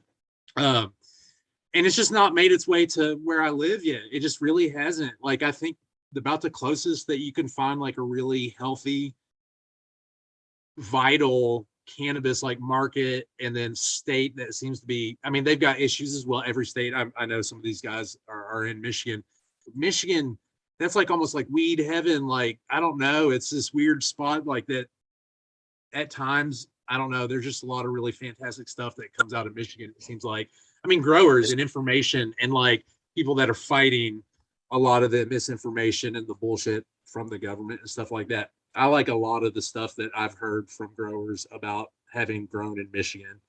They're having a big struggle right now with corporations and stuff like that kind of taking over. Some of the big business, right? Yeah. Yeah, to where they're made, like they have a really nice, comfortable plant count to work with to be able to provide patients with a variety of strains, a variety of forms of medication and stuff like that. Every resident there is able to grow 12 plants just for living there of over a certain age, you know, and stuff like that. It's amazing, you know, but a lot of these states are going away from that, and even states that do have it, like Michigan, are facing, you know, a lot of opposition to stop that kind of weird uphill battles too. And it's a stuff I might not see it a lot as like this scrub wad home grower, you know, with 2 plants in my closet. That's not something I'm probably gonna have to get a license for or, you know, work around. Like, it's not a business, it's my personal medicine. It's like I'm growing mint or aloe in the windowsill, you know. But I don't know. It just seems, you know, just some of the states that have legalized. I mean, like right now, Virginia is the fucking Wild West. Like, they don't know what the fuck is going on in Virginia. They were just like July 1st, like it's legal. And people are just flipping out. Like, everybody's a fucking farm, you know, like even like me with like my light and my 3x3 tent, like everybody's just like, hey, I'm such and such farm. I'm into cannabis catering events. I'm apothecarist or whatnot. Like, really, come on, bro. Like, you don't even know what the word apothecary means. Like, shut up, man. Like, you're a dude that grows weed on the beach in Virginia. But like Oklahoma, you know. Well, and it's funny about Oklahoma is like they're only medicinally legal. They don't have a rec market. You know what I mean? And they're like one of the largest producing states right now. You know what I mean? Dude, didn't High Times just spotlight Oklahoma? And they're like, they literally like have more cannabis right now than like every West Coast state, including Washington, Oregon, and California, which is insane. Like, the amount of flower and like weed out of those 3 states alone is just insane. Oklahoma is just like, hold my beer and my fucking cowboy hat and my cowboy boots, and we're gonna grow some fire dope. Yeah. Like, I love it. I want to see that, man. It won't happen. I feel like Kentucky would be like, hey, we'll adopt medicinal first, and then we're gonna research it and then look into possibly recreational or whatnot. But I'm telling you, with the land that we have and the growing conditions we have, like, we could be Colorado East. In the US, that's a big deal. Like, maybe in Canada, that's not such a big deal. But like, Colorado has its issues, no doubt. No spot is perfect. But like, what they've done with it, the amount of money that they have created, the improvements that they have been able to make statewide because of it is just awesome. Like, it's so awesome. Now, of course, they've also legalized psychedelics as well, which is a big deal too, or decriminalized. But that's a thing I'd love to see here. I would love to see that, especially. I would love to grow my own mushrooms. I won't. I'd like to see it. You know what? Whole, like, hey, let's put a pin in that one, and we'll get you back on to fucking talk about that, because it's getting about that time. My old ass has got to get ready to go. I'm so sorry. I've fucking babbled your all's head off. I'm so sorry. So no, it's been great, dude. I've been loving the fucking what's going on here, and thank you. And dude, we definitely want to get you back, like for sure. And anytime. I need like half a day's notice. Like, I could make it work. I'd clear my. I think we can make a half a day's notice happen pretty easy. Right on, man. No, you guys have been amazing. Great, Thank you so Why much. don't you tell everybody where to find you? All that good, you know, whatever you want to fucking shout out. You go ahead and get that out there for everybody. Well, I mean, you know, I don't know. I want to shout out the Academy. You know, thank you for the voters. Thank you, Jesus Christ, for providing me with this platform and this gift. Praise the Lord. No, just thank you guys so much. Thank you so much. So quickly, this was like a bucket list. I wanted to do this sometime this year. Get to talk about it with other fucking adults. Like, oh my God, it just makes me so happy. Like, these aren't tears. Shut up. You guys shut up. You're crying. Fuck. Other than that, man, I just want to shout you all out. Like, what you're doing is amazing. And like, people like me needs to know that there are people like you all doing this. You're providing a lot of good resources. You're providing a lot of insight. You're providing a lot of information. You're providing a spot for somebody like me to come out and just chat about this sort of stuff. And that means the fucking world to me. Like, especially after 2020, kindness and human, like, real deep sort of connection, in this case through our love of cannabis and stuff like that. It's amazing. Everybody like learned to kind of take it for granted, but like, I am teaching myself how to not take that shit for granted. So like, this has been amazing. I ain't shouting out nobody else except you guys and my dog Dexter and Jesus Christ. Yeah. Praise the Lord. Pass the plate. And I would love to come back. I will hang out in all the live chats anytime I can. I'm still learning your guys' schedule, because I know that there's a Friday night show. I understand there's the Sunday morning. I caught live this last week. And then I want to up all the time.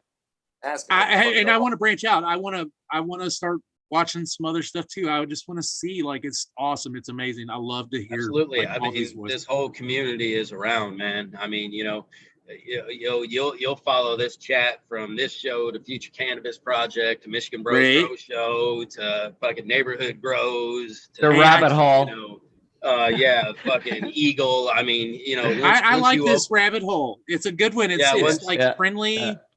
It's dirty enough that it's really interesting, but like, it's friendly. Like, I'm cool. I love it. Like, I caught part of, I think, the Michigan Bro Show, like one of the last ones. Yeah, it was amazing. Yeah. Like, that shit was amazing. Like, I just love it. I'm listening to people talk and I'm like, I know what these words mean. And like, I feel like some of these same feelings and stuff. So now you guys are awesome. I'll come back any motherfucking time. Pleasure to meet you, my friend. Pleasure to meet you, buddy. Yeah. I guess I'm supposed to promote myself. I'm really only available right now. Like, I have an Instagram or a YouTube, but really I'm on Instagram. It's Baked in the Bluegrass. Everything is going to be an underscore, baked underscore in underscore, et cetera, et cetera. Please, please, please, if anybody in the chat, if you ever have a question or if you want to yell at me and tell me how much you hate autos, like, go for it. If that gets you off, like, that's cool. We can not agree together, I guess. But like, I'd love to hear from people and stuff like that. So I'm on Instagram, or shoot me a message through YouTube or something like that. Here's the Audi on that one in chat. That shit was hilarious earlier. Fucking what's that? What did he say? This guy was busting some balls earlier in chat, changed his name to something about autos. It was pretty funny. No, well, I mean, I was gonna say, I saw him in one of the other episodes saying something too. So in my Instagram lives, I have a guy, Smokey's Wildflowers or something. He's all over it. He's just like, yeah, they're garbage. You'll never see them in a dispensary. I'm like, bro, you won't ever see me in a dispensary. I just popped 8 of them. I've grown a few of them. Some big. All right. Stop it. Fuck the autos. It's time to fucking go, boys. No, yes. All right. Yeah. Thanks a lot. I'll catch you guys later. Nice to meet you. Sounds all great. Right, man. Fucking Rick, when when's your show? Roll. Do that. Yeah. Okay. Thank you. We're tomorrow night at 9 o'clock 9 Eastern. 9 Eastern. We have Canadian Chronic Gardener. It's going to be a really exciting show. Hope you can make it. I'll be in the live chat. So making a fool of myself. Watching for you. Everybody, just fucking thanks for hanging out. We love you all. Fucking we'll see you. We'll see you on the next fucking show. Right on. Awesome. Thanks, peeps. Peace, everybody.